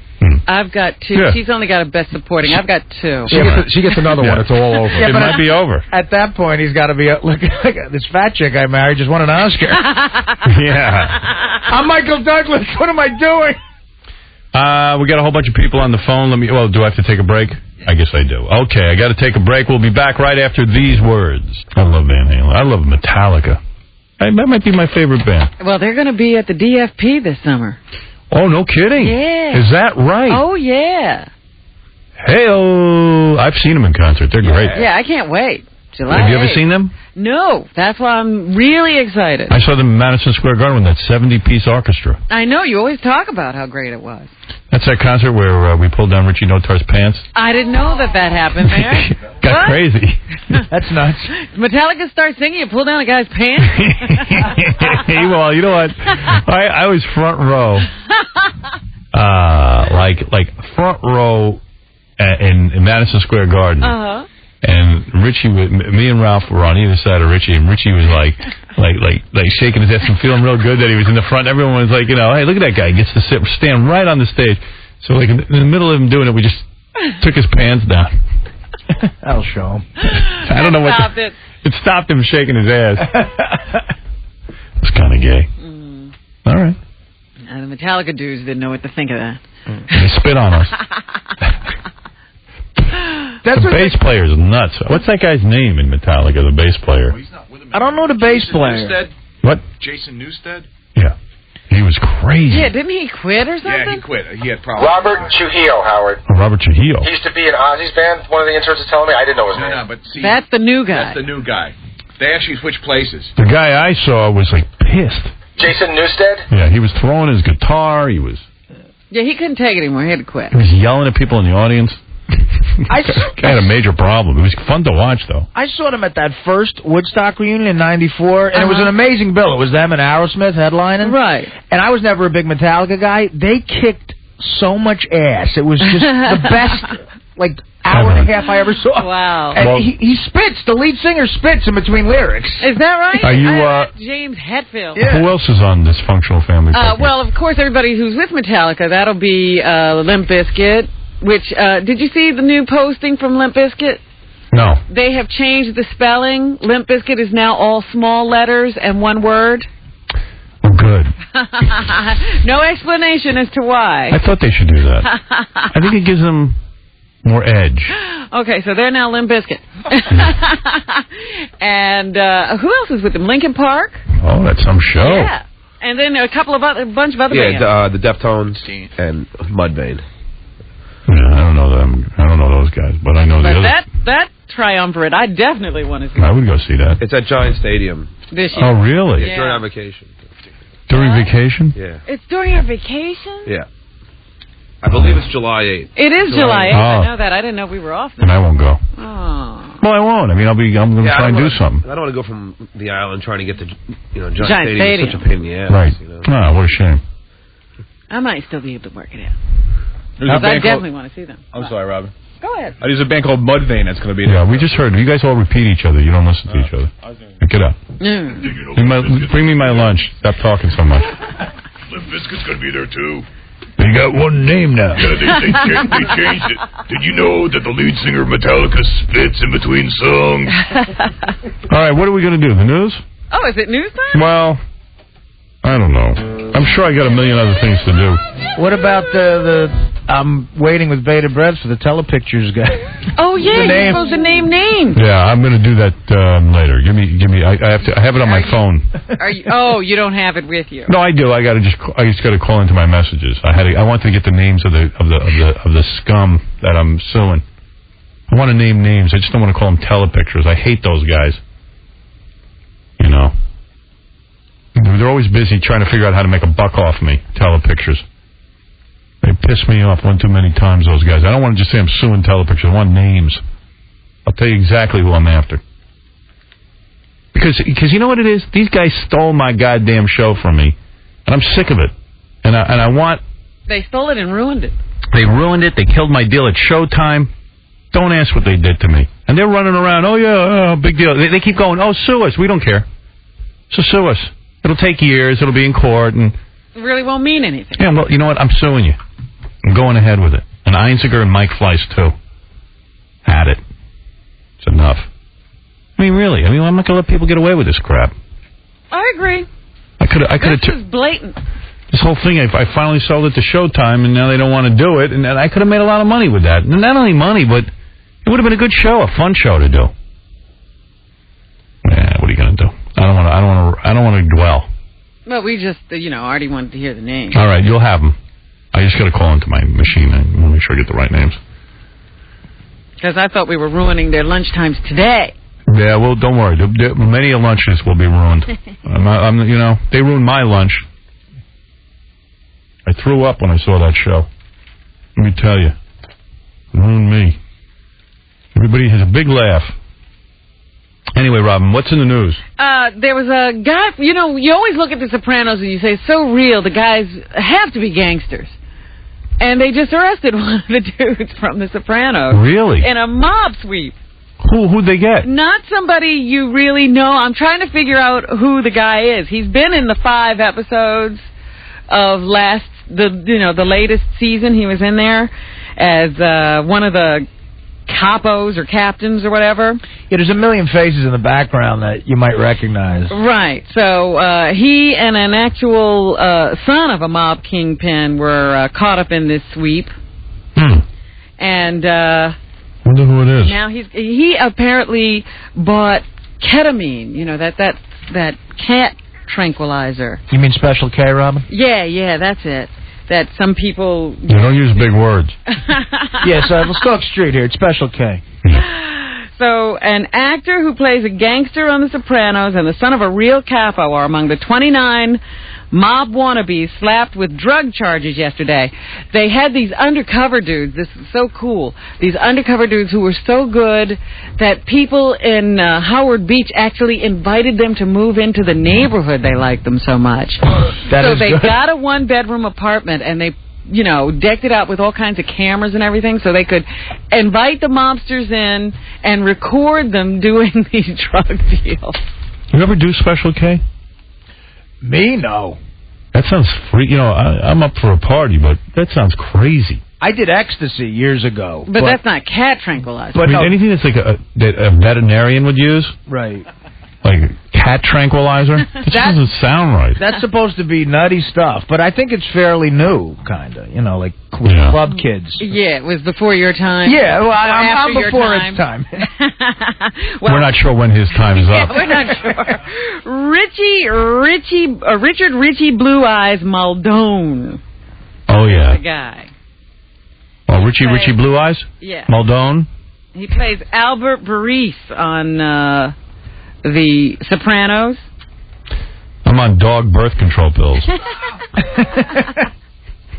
Yeah, Muldoon bought the animal tranquilizer ketamine during a 2-year NYPD probe into cocaine, heroin, ecstasy, Vicodin, and marijuana trafficking. So they're looking for him now. They want him, and he will be brought up on charges. The Sopranos aren't saying anything. They say that, the guy is a member of our cast, but we don't know anything after that. Who gets their cats tranquilized? I mean, I understand like veterinarians might need to knock out a cat, but a specific cat tranquilizer? Well, you can't use the same thing for all animals because they're different sizes. Really? Yeah. Doesn't seem like a cat tranquilizer would do much to me. Well, that's why it doesn't make you go to sleep. You just get a little high, a little. Fred's on Monkey Midol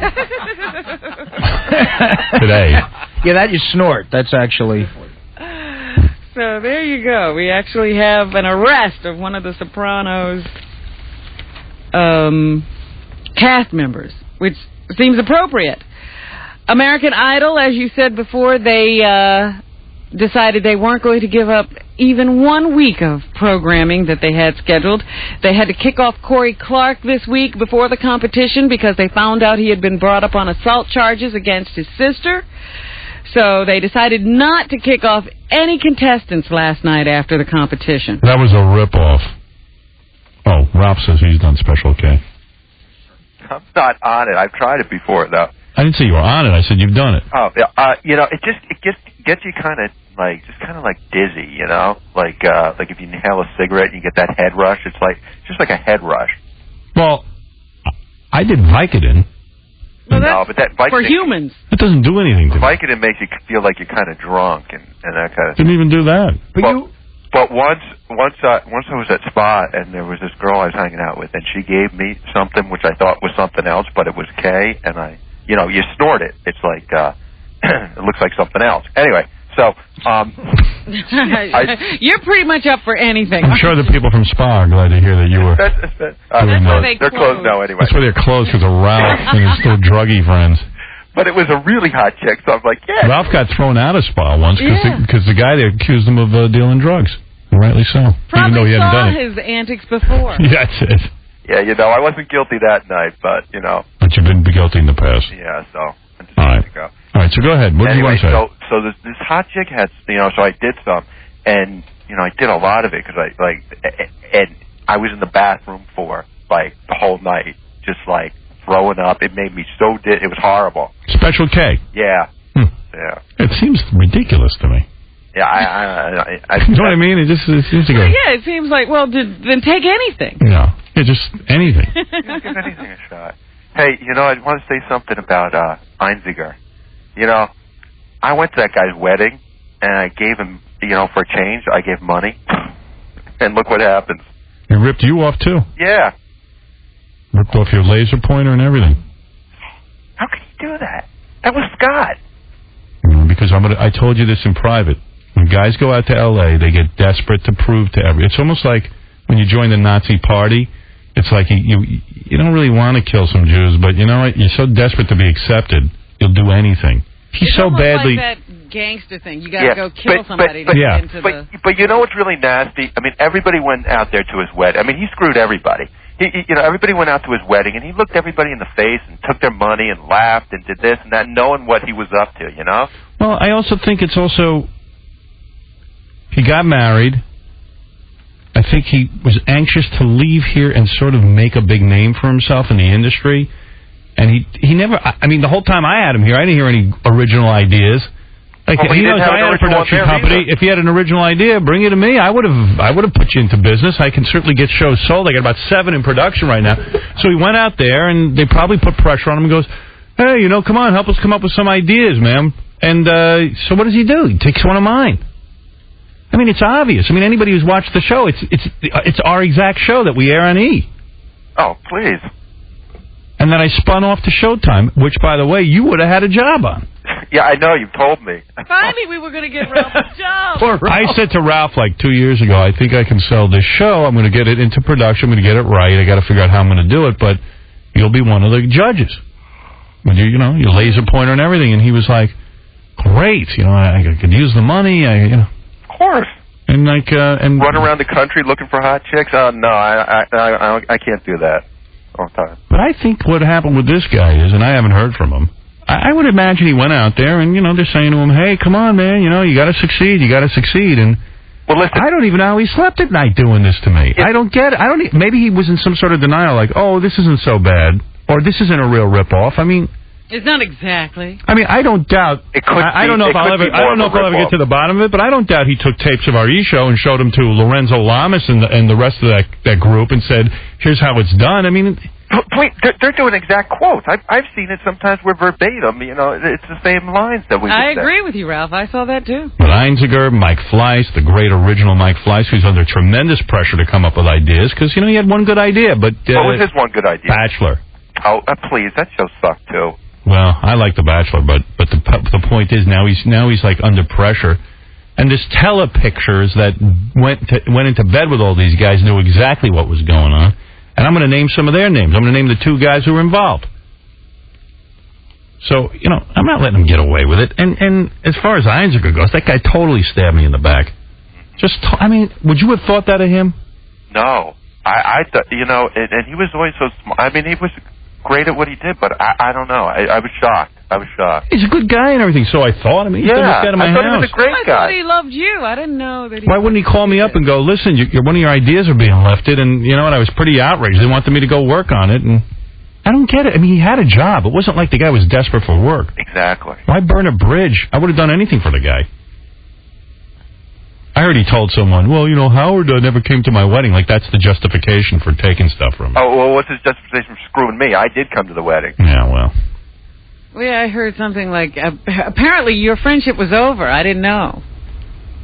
Yeah. Well, Who that's decided the that wrap is why? now. But, you know, gee, I didn't know I have to call you every week like you're a chick and check in with you in order to have my ideas not lifted. I think it's that wife of his ruined him. I don't know that. Women always cause trouble. Well, women do put pressure on you to succeed under any circumstances. But I don't know that that's the case there. I don't even want to think about Did it. he try to talk to you the last time he was here? Last time he was here, Remember when he was here, right after the wedding, he had this bachelor party or something? yeah, I couldn't go to that. Right, but did he make any effort to talk to you then? Did he call you? I don't remember really. Maybe he did. I didn't go to the Scores party. I had to do something that night with my kids. I had my kids that night. It wasn't about the party. I had heard that he apparently tried to talk to you then, and you weren't available to him or something. So there were rumors running around that Howard didn't talk to What, I'm breaking up with him? the girl. Yeah, he's a girl. I mean, He you know, was a little soft. maybe. I don't know, man, but Well, I'm just sue the hell out of all of them. Well, I am suing, but here's the problem. I got to come up with all kinds of money to pay lawyers, and it's freaky. It's like these guys at Telepictures. They're like, hey, we don't care. We get sued all the time. Who cares? Come on, join the club. It's just like they got in-house lawyers, blah blah blah blah blah. No big deal. And then these guys call up. They're trying to hire my girlfriend for some of their shows, so I'll promote them. And it's almost like, well, one thing has nothing to do with the other. One thing has nothing to do with it. It's weird, but the guy, I don't get is Scott. Fleiss is just a punk. Yeah. His whole rap is, of course I wouldn't steal from you. You're the whole reason I got into the business. I'm a huge fan. I always credit you. I don't see your name on that show. No. Inspired by. Yeah. I love seeing at the end of that show created by Mike Fleiss. Well, he used to call here all the time looking to do business with me, and then he found out he'd actually have to, share the profits with me and decided. So why do that? Just go steal an idea. Yeah, it's cheaper to just, rip me off. Oh. And figure I won't do anything about it because I'm too busy. But Scott's the guy I don't get. He's dead to me. I think that, he had a good job. He had an amazing raise. And, it probably just wasn't it wasn't cool enough. It wasn't well, no, they offered him, they offered him like executive producer. Well, it's the profile. Yeah. Co-creator. Now I'm really in with the Hollywood players. Certainly are. I'll be able to parlay this into more producing. Yeah. Now I'm in with the network people. Telepictures. I'm in the loop. Yeah, great. Certainly, I remember, all I remember is before me that he's going to go work for the WWE editing. Completely out of every loop. Yeah. You know what, too? It's like you pulled him back. You got him I went back. to bat for him. Yeah, you went, totally. And this is how he repays you?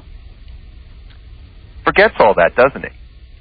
Well, it's just like France.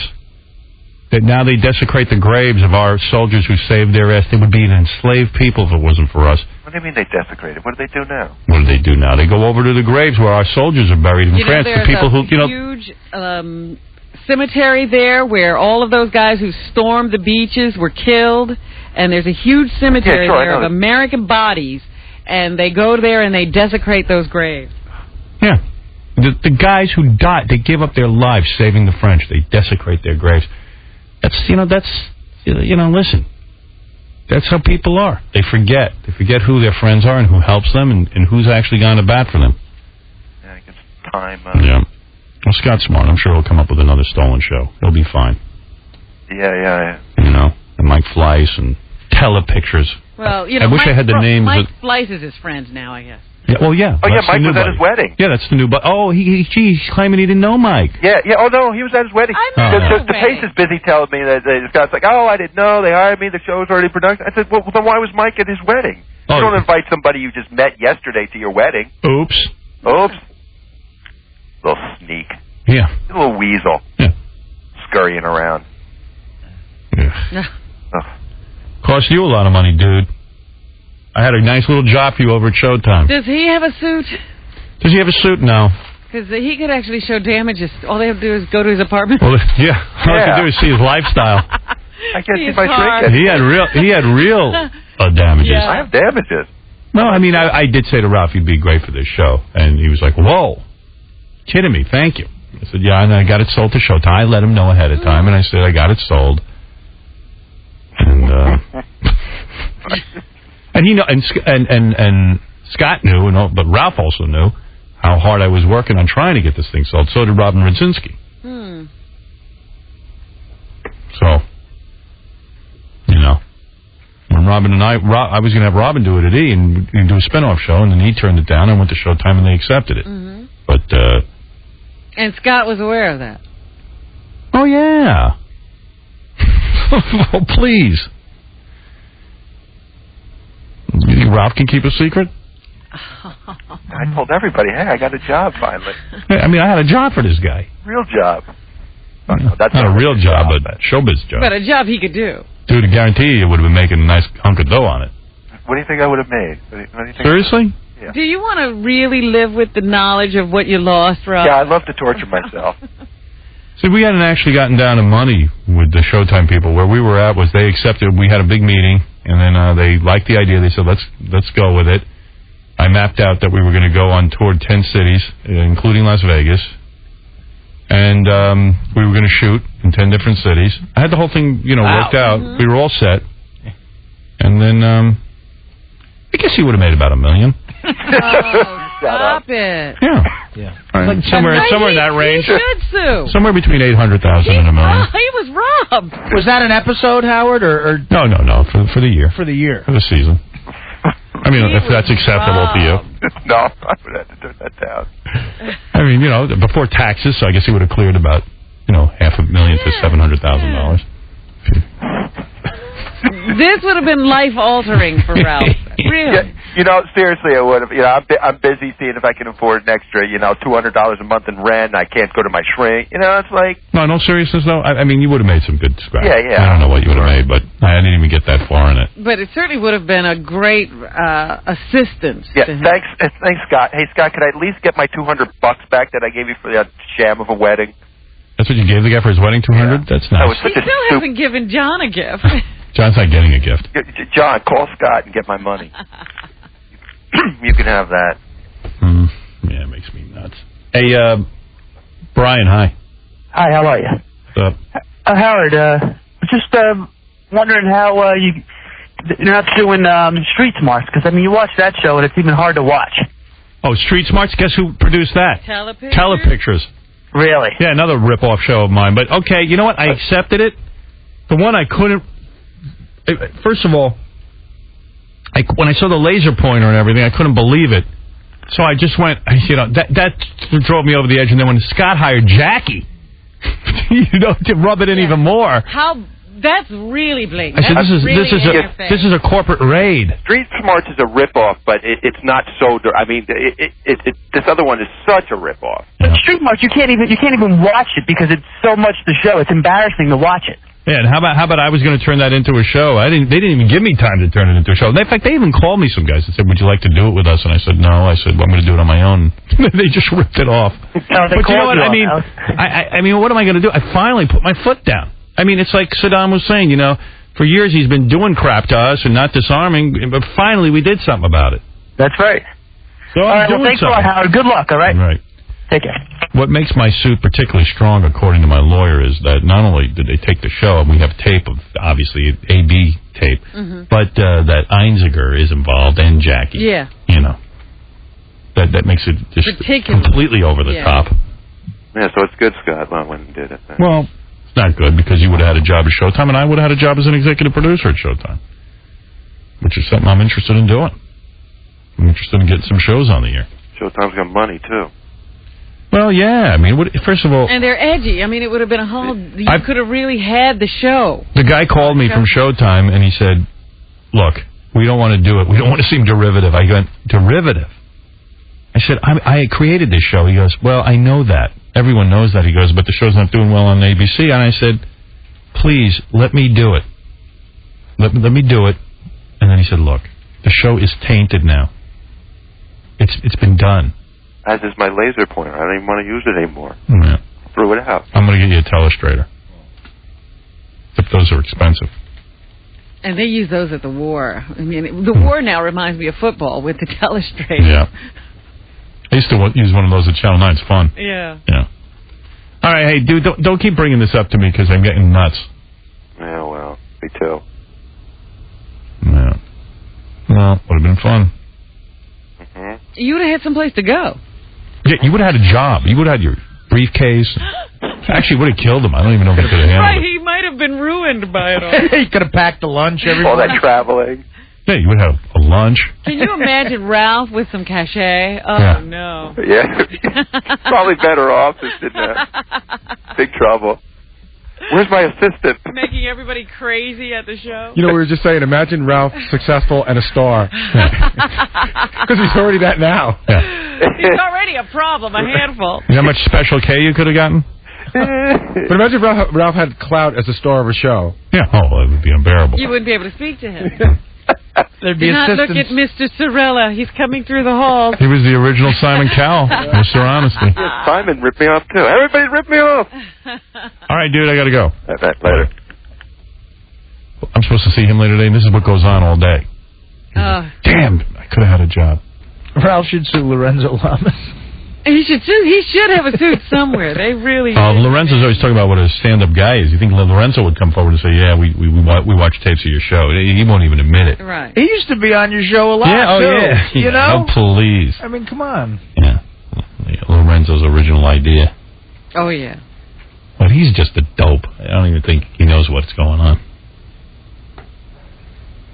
No. Lorenzo's a fan of the show, too. You know, he watches it on E and sees us doing that. All right, listen, we got to take a break. We'll finish the news right after these words. The president of Telepictures, who I'm suing, is Jim Paratone. No, excuse me, Jim Paratori. Yeah. And the other guy connected with this Are You Hot show, because I don't want him hiding under a rock, is Bruce Rosenbaum, Rosenblum. Bruce Rosenblum. He's another guy who thinks he's hiding from me under the name Telepictures. No, your name is Bruce Rosenblum, and you probably have family, and you probably have kids, and they don't know what you're up to. So, Bruce, here you go. Jim Paratori and Bruce Rosenblum, I'm mad at you. Do the right thing. Don't hide. Come forward. You're proud of your shows. Put your name on them. I know who you are now. I'm looking into your company. I don't like what's going on, dude. At all. And stop sending me your shows to promote. I'm not promoting them. Brucey Rosenblum, running around Hollywood, big player. Some big title. Executive VP for Warner Brothers. Thinks I should have to sue. Yeah, let him come after us. I'll go out to lunch. Nobody knows who I am. Bruce Rosenblum and Jim Paratori. I mean, well, I can't argue against four guys. You guys will make mincemeat out of me. Jim Paratori, you're the president of Telepictures. Come on in. Come on and you'll make mincemeat out of me because you're so smart. You guys have it all figured out. Bruce Rosenblum has it all figured out. The executive vice president for Warner Brothers. You must be a genius to get that far in the business. Why don't you come in and let me have it? Really get me, Bruce. So your family can hear, so your kids can hear, so your wife can hear. Let's hear about how scary you are in business. How you like to, you pulled the wool over Howard Stern's eyes. You come on, bring it on, Bruce. Hey, Al.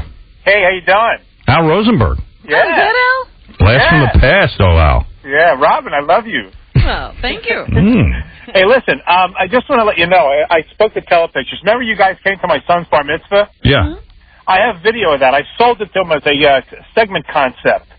Really? And we're going to do 13 weeks of Howard comes to my kid's bar mitzvah. Who's that, Bruce Rosenblum behind that? Yeah, exactly. Actually, it was my idea, but when Scott contacted me because he knew you were at the bar mitzvah. I mean, we got 13 minutes of tape of you and Fred and Robin. I think Scott might even have some videotape of me, like, around here that he could get on the air. Absolutely. It's called Howard Goes to Work. Exactly. 13 weeks. New show. Yeah. Hey, by the way, Artie's great. Yeah, Artie is great.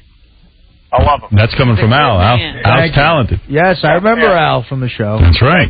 Thank you. Artie is really great. Al put a lot of years in radio being called a Jew by Imus. No. First of all, that's not true. It's Fat Jew. Oh, Fat Jew. I'm sorry. Yeah. Al spent many years being tortured Don't under get that wrong. in the Imus group. Yeah. Well, you know, they called me to come back and try to help him out again, you know. Oh, really? And, well, yeah, and I went there. He has no interest in doing anything. He's running out the string. Right. So, I hear you. yeah, they wanted me to go in the studio with him, where he's not going to have that. Because he's going to sit there and doze off. Wow. Yeah, say something funny every 10 minutes. You're just going to sit there? Well, God damn it. Right. You know who should work with Imus? Bruce Rosenblum. And Joe Peratorio. Yeah, Jim Paratori. The only problem is there's no real show concepts coming out of the Imus show. Yeah, that's the only problem. Yeah, he's not being ripped off. Nobody's ripping off all Imus. He can't sue Jim Paratori and Bruce Rosenblum. Are you an old guy snoring? That's the idea. What if Bruce Rosenblum and Jim Paratori go home to their families tonight and go, hey, guess what we did? We had this amazing idea to take Howard's idea, take it for ourselves. Yeah, we got another TV show on today. They probably walk around, their families and everyone, their friends are all impressed with them. I've watched this over the years. I think I'm thinking of is that they can go home and say, hey, guess what? Something real smart. We pissed off Howard Stern. Hey, do whatever you want, dude. That's smart. Come on the show and tell me, you know what? Come on the show, prove to me that you guys originated this concept, and I'll drop my lawsuit. How's that?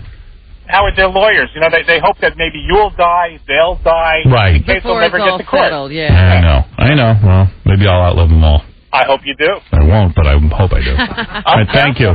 I'm counting on it. I think somewhere in my future there's a job with you somewhere down the road. There is. I was actually going to put you on my show for Showtime, but of course that didn't work out. All right, Al, thanks. Okay, great talking to you. The great Al Rosenberg. Bye, Al. Yes. There's a college basketball player, female college basketball player, just showed up. She's out in the green room. I just had a great conversation with her. Who she play for? She played for, what was it again, Casey? Penn State. Okay. They went to the Final Four in the NCAA tournament, lost to UConn, who's a powerhouse team. Mm-hmm. She played all 4 years in college. And we were just having a discussion even about strategy. Right. And she was asking me about Artie, and I was explaining, Artie, I'd say about 5'10", about 240, spoke about a pack a day. Eat a bunch of junk food, that sort of thing. Yeah. And she said, there's no way.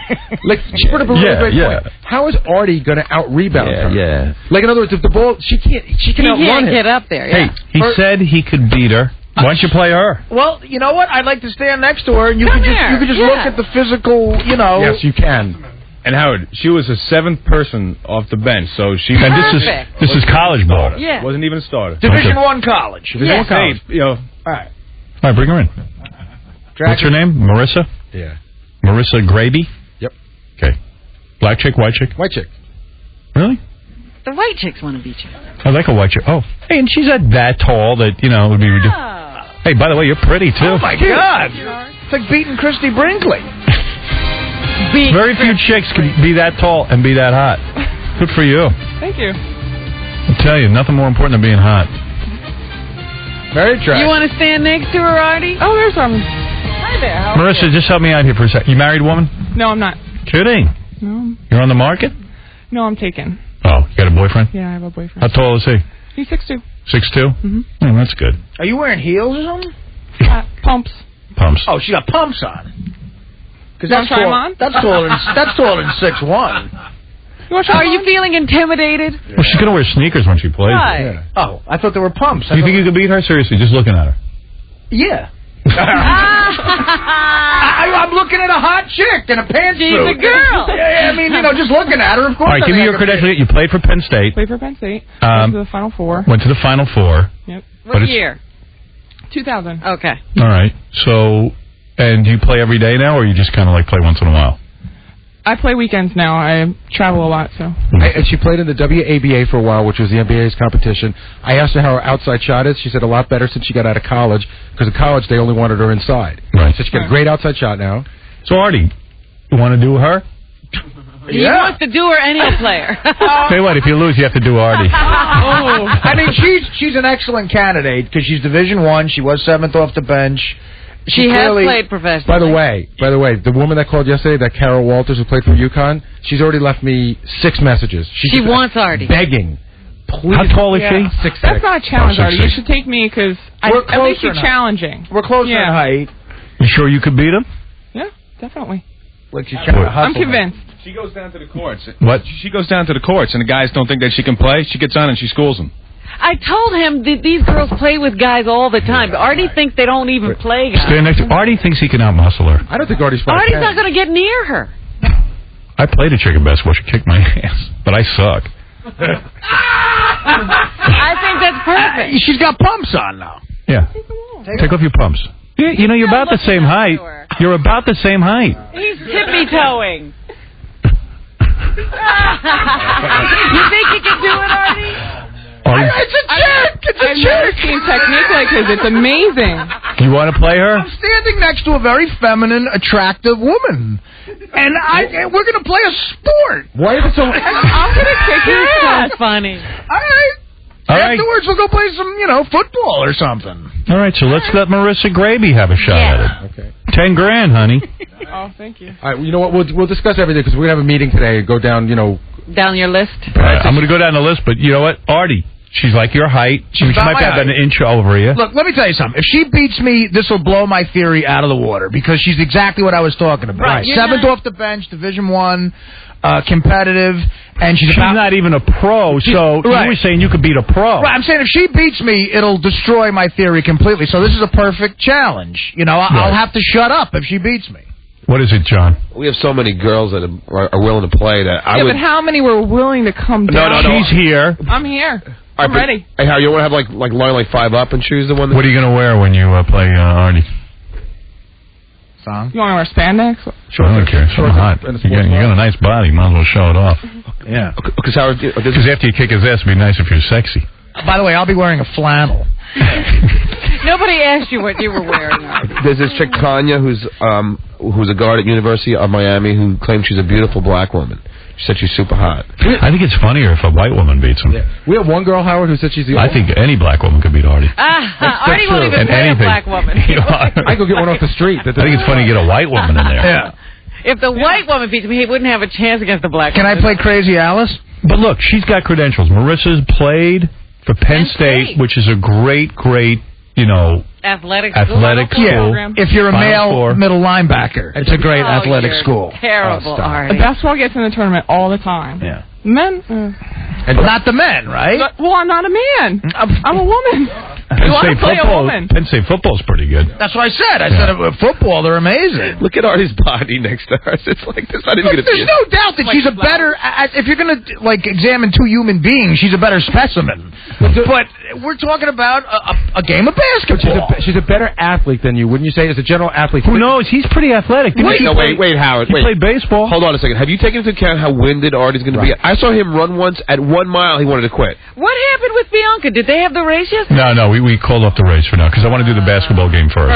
Yeah. Okay. Because Artie getting trounced by my dog is going to totally humiliate him, and I'm afraid it'll kill the basketball game, and I want to do that in Do Vegas. I have to bring up with some of the interns the double play I turned against the Daily Show in the softball game? I was the intricate part of our win. What do you move a whole foot over to get the ball and throw it? It's about You athletic could eat ability. a sandwich and play baseball. You know what? I'm Softball, you reading can gain weight. talk about baseball earlier today, and they're saying that Todd Zeal is now on the Yankees. Yeah, and homer. he's there so he can help rest Robin Ventura. I'm like, what do baseball players need rest for? They stand around a base. I know. It's a 162-game season. Oh, It's a, please. Michael Jordan needs rest, not Robin Ventura. Well, hey, look. Todd Zeal homered last night, so that's fine. Let me ask you something. What are you playing to? 11 points or 15? What do you want? think? 15 or 11? I'll play you at 15. Yeah, 15. Cool. 15, and with a ref. We're going to get a ref. Okay. This broad, I'll tell you one thing that's negative about this broad. She's very quiet, which is good. She's just going to school him. I'm different on the court. I need you to yell. Yeah, we need some trash talk. I need trash talk. You're too calm. Actually, no ref might help me, though. Because it's going to get physical. And we're going to make sure that everyone's taken care of fairly. And by the way, you don't mind playing with the men's size basketball. Oh, I'd rather play with men's ball. All right. I like your attitude. You'd rather play? I'd rather play with men's Let me ball. see your hand.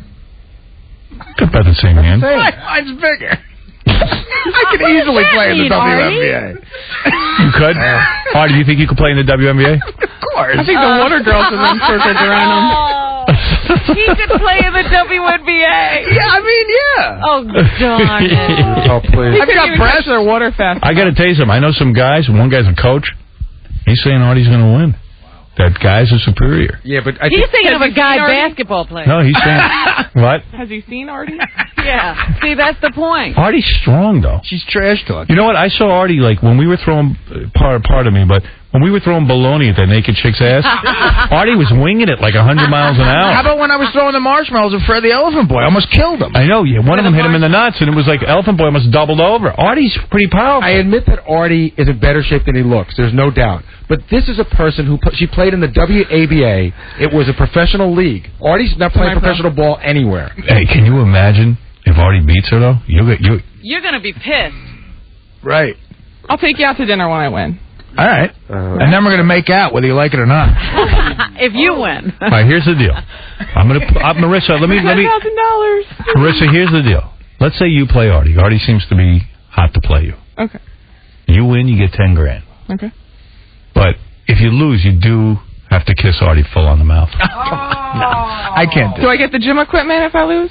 No, only if you win. You get $5,000 gym equipment, Well, why am I right? talking about losing? I'm not going to lose. $10,000. Yeah, not going to happen. Let's not Does she get gym equipment or she joins a gym? $10,000 in cash and $5,000 worth of gym equipment. Oh, wow. Courtesy of Bally Total Fitness. Really? You mean equipment delivered to her house? That's right. Wow. Forget the kiss. How about she has to make me a full 3-course meal while I'm just abusing her verbally? All right. Oh, wonderful. He's going to be a real man. And what do you do? You a gourmet You should have to wear a little French maid. What do you mean, what do I do? War in Iraq. This is a CNN Radio special report. I'm Harry Beadle.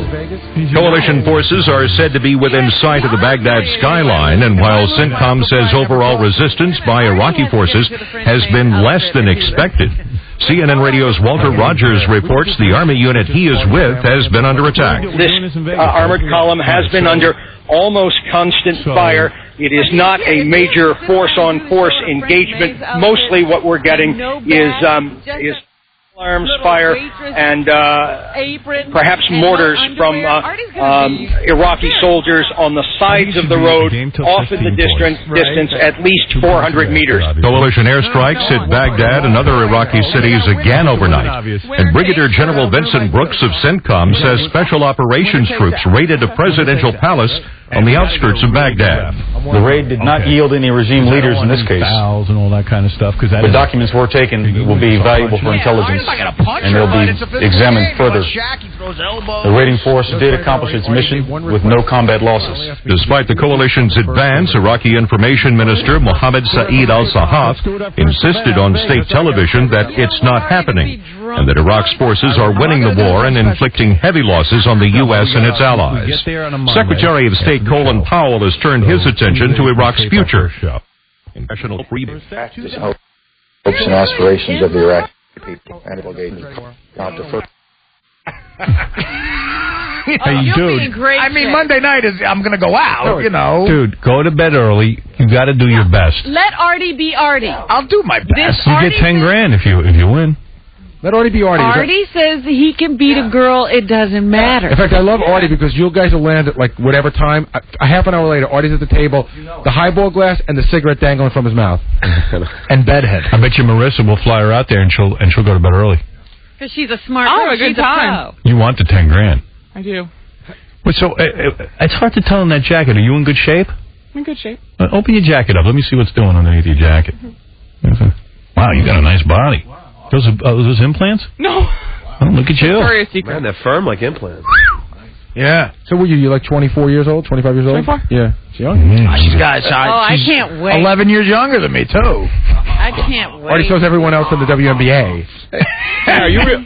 Yeah, he forgets that part, too. Hey, Harry, I guarantee by point 7 ought to be out of breath. There's no way he's even going to make it to the end. Meanwhile, I'm giving him a break. I'm letting him play a woman who's not even a professional basketball And it's player. half court.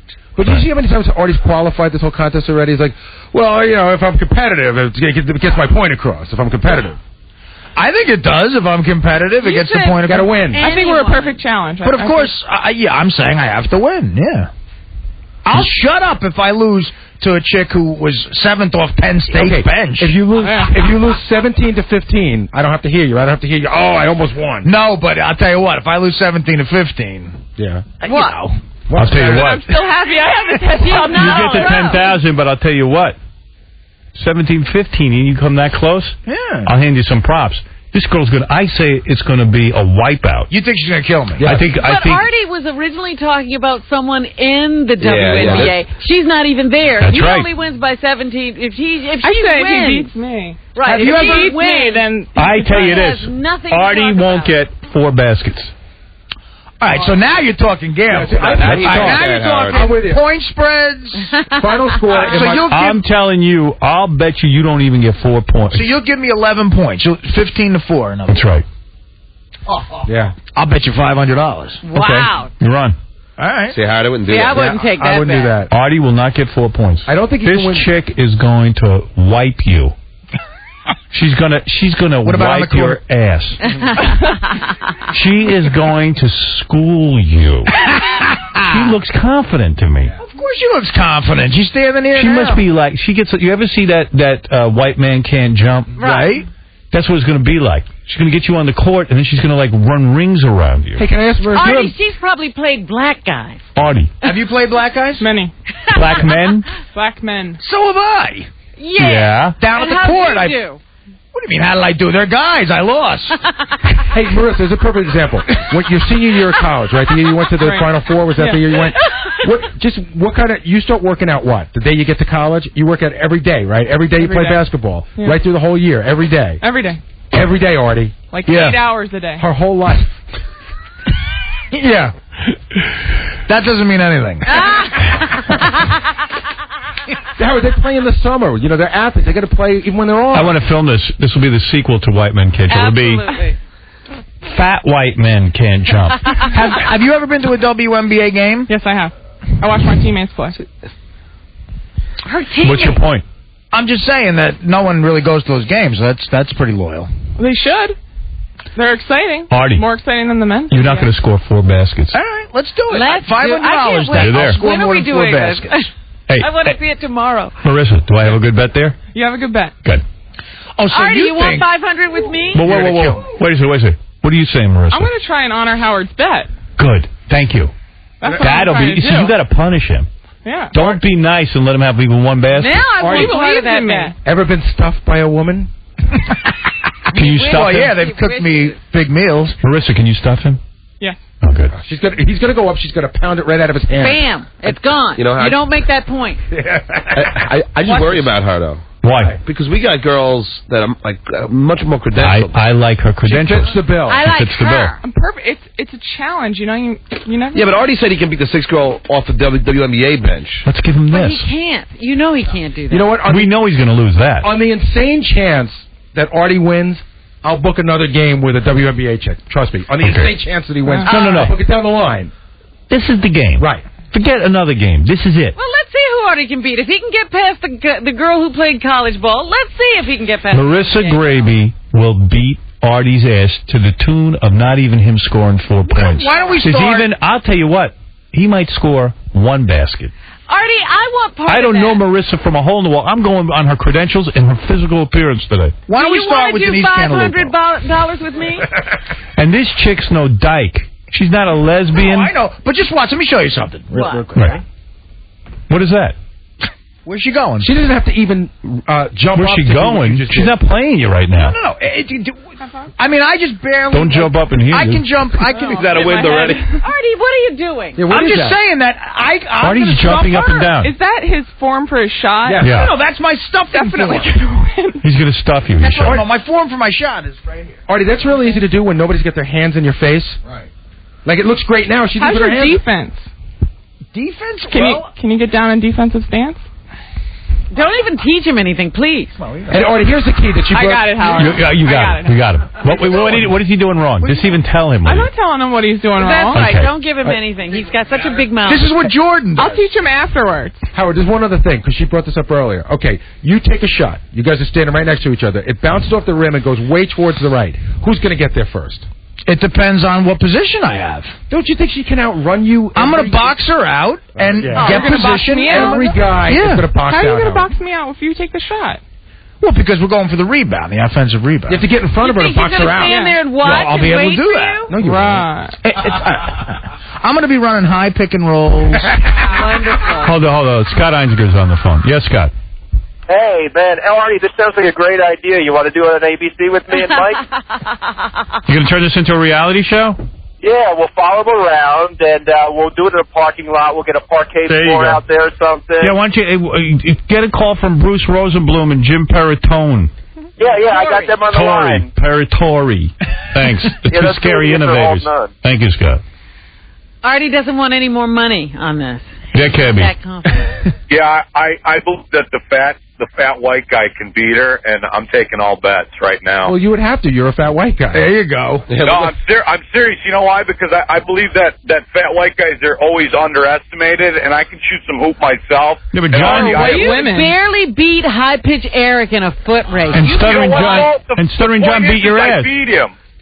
I beat him just like I beat Stuttering John, and I beat You Andy never Black. beat Stuttering John. Come on, Cabby.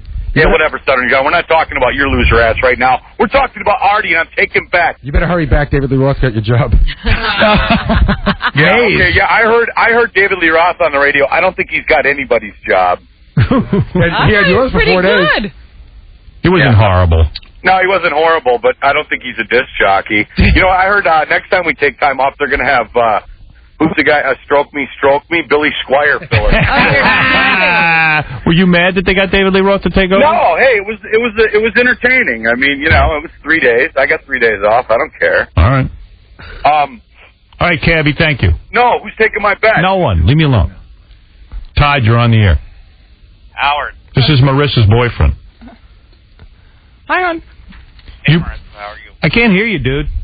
Hey, can you hear me? I mean, what are you on? I'm on a cell phone. It sounds like Todd's not playing with man's balls. Oh, stop it. Hey, Todd. Now I'm really going to kick his ass. Good. Hey, Todd. Yeah. So you bang Marissa? Can't be at liberty to say. That's a yes. Well, I mean... How is she? She's good. She's an old woman, right? Yeah. One of those men cells. Right. She's not like lesbo. No, she's dainty. You could tell. She's not like, you know... She's not a butch. She's not an XXY. Right. Yeah, you're not an XXY. Right. You ever play her, Todd? You ever play her basketball? Yeah, actually, I played on the Lady Lions practice squad at Penn State. That's where we met. Jesus. You're kidding. They practice with guys. Yep. Yeah. Well, Oh, God, Artie, you're dead. Will she kick Artie's ass? she'll kick his ass. Will she kick it by will Artie get more than 4 points off her? I don't know. I've never seen him shoot the ball, so I don't know. Neither have we. That's the funny That's thing. the thing, Howard. Artie says he's a great shooter. Yeah. Artie says he can hit the three-pointer. All right, listen. I'm taking 500 with Artie. I'm telling you, you won't get more than 4 points. Okay. I'm looking at this chick. She looks way confident. All right. Now, we're not doing a Artie, what three-pointer, do you right? bet on yourself to win? To win? Mm-hmm. Well, give me some odds. Like, what do you mean, odds? Give me 2-1 if you're so confident. Everyone's so confident. Great, I'll give you 2-1. Wow. 2-1 with a grand? That's right. I'm not putting a grand up. How about 500 with me, 2-1? All right. All right. All right, guy, 500. Thanks, Ron. All right. Right, so now you just put a grand up. No, he just put up 1,500. You see, no, again, it's not fair. You're taking advantage of my gambling problem right now, which is not fair at all. Well, wait till you start drinking. God, if I'm loaded. See, I'm worried. I'll do it anytime you want, but I mean, Monday night, I'm going to be drinking and gambling. Artie, Monday night, if I put Wait, Artie, look at me. by 3. You can't hold off Monday night. We're going to fly all day. We're going to be exhausted. You can't wait. You know. Howard, the plane's going to be drunk. He can't. He's only got how many days in Vegas? Listen, look at me. Yeah. You can't hold off Monday night gambling and drinking? No. You can't. I mean, I guess I could, but I mean, I'm going to doesn't go up to the want room. What am I going to do? Put the Discovery Channel on? I'm in Vegas at 9 o'clock. Howard, you don't understand what he's in his I'm room. gonna be shaking. He's in his room and he knows. But he's in his room and he knows that feet away is liquor and gambling. Right. And the craps table, you know. Artie, that's not going to ruin your chances of winning. You know that joint they got in the Hard Rock, that little diner, Lucky's, whatever it is? Yeah, I'm probably going to be in there at 5 a.m. with Gary Garver with a double cheeseburger. Right. Oh, my goodness. And fries, of He'll course. probably Darn, I got to play basketball tomorrow. I'll be down. The Kembe Matubby. He'll die on the court. That's what he's going to do. Kembe Madumbo. All right, dude, we got a game here. This will be fun. I say we go with Marissa Gravy. She came down here. She looks good. She looks like a woman. She's not like one of those man-women, she-mans. She is taller than me. I mean, I'll give her that. She's a little taller. Yeah. She's got her heels Not on. overwhelmingly so. Well, Gary's right. I might not be 5. I always thought I was 5'10". I think you're 5'9". I might be 5'9". Yeah, but she's wearing heels now. When she takes off her heels, she's not. Look. Yeah. She's not that much taller than you, dude. It's not horrible. It's not crazy. Horrible, no. It's about an inch. Now, Marissa, you still work out weekly? Daily. Daily. You work out. What do you And run? she plays on the weekend. Run, lift. Come on. You Come lift? on. I lift a lot. Do you smoke? Do you have a flat, hard No. stomach? Yeah, you can. I have see a it. decent stomach. Let me see. Do you ever wear belly shirts? Not really. Why? It's not me. You have flab? No. Let me see. Oh, whoa. Come on. You got a smoking body, honey. Look at that. Look next to you. Artie, that's going to beat you. She's got a nice body, huh? He's But got you look cushion good. for when I box him out. I bet you look good naked. How's your ass? Nice. Watch this. Look a butt. Just a legal move like this, like That's legal. That's legal, right? Okay. She's done. That's his move. She's done. He's going to grab my ass. No, I would never do that. He'll do that on the court. All right. Marissa, you come to Vegas with us. Yep. Oh, that's great. We'll go inside. We'll set it all up. All right. I guarantee you, my 500 is as good as in the bank. I love how Artie? it's 3 weeks before Vegas. I'm already down $2 grand. Yeah, bring your money with you. Bring a pile with you, bro. I guarantee in the plane he'll be drinking. I know. You know, I'll be drinking with him. He'll be eating wings and drinking And you know when you fly, before we get there. Artie's 6-pack is really a 12-pack because he's in the air. Oh, Artie, this is so silly. You're going to get your ass trounced. All right, man. I mean, look, again, I wish the timing were a little better. Well, when could we have it? Yeah, it's Yeah, when are you going to be in shape? There's never good timing for that, but Right. just We can you always know- rematch. No. That won't happen. It'll be fine. Look, I'll try to curb myself a little bit Monday night. Yeah, one night I'm asking you to curb yourself. And you know what's great about Artie, too? The people from Bally said, hey, if we're going to do this whole thing, Artie, put up the money, think you would stop by with a trainer. And he goes, yeah, I'll stop by once. Yeah. I will. Bally's was nice enough to do that for me. I'm going to go and train there. Bally's is putting up to $10,000. Yeah. Maybe you should He'll stop. go once. You should stop by every day from now until you see her again. This But is you won't. great. What do you mean? I'm going to go to Bally's a few times with one of their excellent trainers. Is that what you call them, trainers? Yeah, but a few times. She trains every day. Yeah, well, You see that stomach? I think that's bull. Every day? Every day. You lift? What do you do when you lift weights? Legs, arms. Yeah. I mean, what do you... That's chick stuff. Do you bench? I do bench. What do you bench? Bench 115. Nice. Leg press is much better. Okay, I haven't 530 lifted leg weights press? since the 8th grade. I could bench press more than 115. We should do that. Guess too. why? do it Because I'm a once, guy. Yeah, you are. Push-ups. You're right. If we did 10 But I push-ups- could leg press him. Right. How many push-ups can you do? 25. Artie can't 30, I mean... You How can't do many can 25 you do, push-ups. Artie? Artie, you can't do 10. Larry Bird brain. How many push-ups can you do? Yeah, but you know what? I could Artie probably... could eat a meatball sub in 5.5 seconds. That's right. Let's see you do that. In 2 bites. All right, good. All right, let's stop this. We got a match. Marissa, you're on. Great. We'll see you in Vegas Thanks. for the big match. I'm very excited. Get Marissa set up. Let's get her flown out there. Let's put her up or whatever the hell we got to do. 10 grand on the table and 5 grand in gym equipment. I'm so glad it's the first night, Howard, because then we could gamble our winnings that Artie, loses. Yeah. Yeah, Artie's staking you at the table. Can I have 250 on that? 2-1 odds? $250. Yeah, whatever. Fine. Okay. You know what? I can't wait to get to Vegas Monday night. Have a nice glass of warm milk. Yeah, support the milk. Maybe hit the I grew up gym. on a farm, dairy farmer. Oh, yeah, Howard, she told me that she used to throw bales of hay. Everyone should drink milk. Do you have a bet on the game, Howard, with Artie? Yeah, 500. My bet is different from yours. Yeah, he's betting Artie doesn't get 4 points. I say Artie can't get 4 baskets.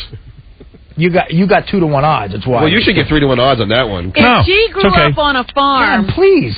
Howard, if she grew up on a farm, he's really dead. Yeah. I knew a little girl who grew up on a farm throwing those bales of hay. Yeah, Fred. When I was a nurse, she used to get huge patients in and out of bed by herself that she had to carry. Yeah. Well, she can carry Artie off the court after.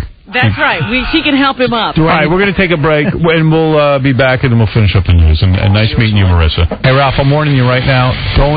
You're lucky you're going to Vegas, because you could just pack me a bag, and I can go myself. Don't ask me about that private plane situation. I'm packed to the rafters. Is he one of the people you usually get the email from? Or Yeah, well, make the request? I know he's planning his approach to me for Yeah. today. He's going to be with me. I know that. I know you're kidding around on the air, but if you do have some room in that plane, Come on, man, why not? because they've already got 10 people. Who do you have? It doesn't matter. He's not throwing somebody off. I the want to throw plane. Benji off, but I don't have the heart. Throw Benji. All right, so I'd much rather have you than Benji. So why But Benji's here every day, and he works hard. I got to throw him a bone. I don't work hard. You don't. You about to Who make else an is on argument? the plane? Yeah, I was. Ralph. Vinny, who's on the plane? Vinny? Vinny, yeah. Well, Vinny doesn't even work for you. Yeah, but, you know. He'll bring the chips. He's going to do He's working on the plane. Yeah. He's like a male steward. I'll do something. Come on, man. On the way back, you come with me. Okay. All right. But you're going to have to fly. Come out with me. Go out with Robin. She's looking to get a hold of you. Yeah? Yeah. Right. She likes you. Yeah, I like Robin, too. Robin looks great. I haven't seen her in a while. She lost some weight. Yeah. Nice outfit. She looks hot. Well, I pulled her aside. I said, look, what's going on with you? You did an intervention? Sort of. I just said, what's going on? Are you all right? You're not going to take credit for this? Yeah, I'm going to tell people what happened between us. What happened? I went in. I said, what's going on with your health? I mean, you're letting yourself go. And she was like, thank you for being brave enough to come to me. So full of it. Said not word one. Could care less. She's glowing, too. Look at her. Oh, happy. Yeah. All right, I won't embarrass you telling people the real Could story. care less. Hasn't said one word either way. I lost 50 pounds. He didn't say anything. You know why? I love you no matter what. You don't have to worry about How'd me. you do it? What'd you do? She's not telling people. She's afraid to. Afraid? I think she did Special K for like 6 months. You're not telling people, am I right? No, I'm not. Ooh, read my next book. It's my book. Ooh. Why aren't you telling people? Because I don't want to be scrutinized. I'm on a special little thing I do, and when I'm done, I'll talk about it. But I just don't want people watching me. Oh, I see. Hey, Gary, report to me what Robin eats during the show. So now he's going to watch me. So now we're going to scrutinize you. Hey, now I got to look at you. There's camera in there. You were flying under the radar. Yes, and now you're trying to expose me. Yeah. Because when we went out that Friday night, so you were drinking. I do everything. I eat, I drink. Hypnotism? No. I think she's getting it. You know what I mean? She always got it. Yeah, but I think maybe Mr. X amped it up a little bit. Sat him down. You know what? That makes me hungry. But women, it satisfies them. I see. You eat what you want, but in moderation. Weight Watchers? Nope. No carbs, right? It's no plan that has a name. It's nothing like that. Ralph put me on no carbs. I got sick of the dog. Oh, you got to get back to that, man. You think I'm heavy? A little bit. You could drop. He tells me I'm fat. You see it? What's that? You see some weight on him. Yeah, absolutely. Do you think I'm fat? No, I haven't. You're not fat, don't but you need to get back down a little bit. Yeah, he makes me feel bad about myself. He's a mess. And Beth gets upset because Ralph says I'm fat. And Right. I don't say you're fat. I just say you're not fat. You're not like fat, like Artie fat. You just got to drop a few pounds. You got no carbohydrates. It's bad for your kidneys, man. You got to eat. No, anything processed is bad for you because it's already digested. You don't want like white breads and sugar and that kind of stuff. But you told Ralph you gained 15 pounds. No, he saw. I can he see. said it before you said anything? Yeah, he sees me with my shirt off. Oh, okay. Well, that's I see him in his underwear. He sees me in my underwear when I change into clothes. That's different then. And he goes, no, you asked me, you sit there. Which you're supposed to tell me. Yeah, I'm honest with you. So he didn't bring it up on his own? Yeah, he says, I put on weight. I go, yeah, you did. How about getting it off now? Yeah, how about controlling yourself, Howard? It's ridiculous. I got sick, and I needed to eat a little. Maybe I'm going to have to sit you down and have a little conversation with you. What are you doing? You're letting yourself fall apart. Well, then you don't love me. I was going to have the conversation with him today. Yeah, well, you have me bent over the couch, give me anal. When you stuff me full of cat tranquilizer. He's naked. What are you doing? Dump in your Poland Spring bottle when you're in the bathroom. You're too heavy. Who cares, man? Show some self-control. How about giving me all your toast in the morning? Huh? You know what? Toast? You're eating toast? I have the crust. He told me I could eat that. Yeah, I see him. He's very good. He rips off the crust. Yeah, but now, you see, you got to lose. So you got to cut. You can go no, back to I need that a little bit of carbs. He can't even have crust. I'm not even healthy. First of all, is Ralph like a nutritionist or something? Yes. I am. I've read a lot of books. I put a read one book. He watches a lot of TV. Watch a lot of TV. Watches Dr. Phil. Dr. Phil. Dr. Andrew Weil. Watches a lot of Oprah diet shows. The View. They have a lot of good diets on there. Oh, my goodness. All right, Robin, let's Nobody's finish. using them on Let's it. finish the news. Especially Star Joe. Really? Oh, has the smoking ban affected anybody yet? Has anybody noticed anything? I almost got in a fight with a guy over it. Really? Well, I was walking. This guy comes up to me, goes, "Hey, Howard, I hope you've been speaking out against the smoking ban on your show." And I went, "I've been speaking about how good it is. I'm all for it. I'm not a smoker. I don't want to breathe in that crap."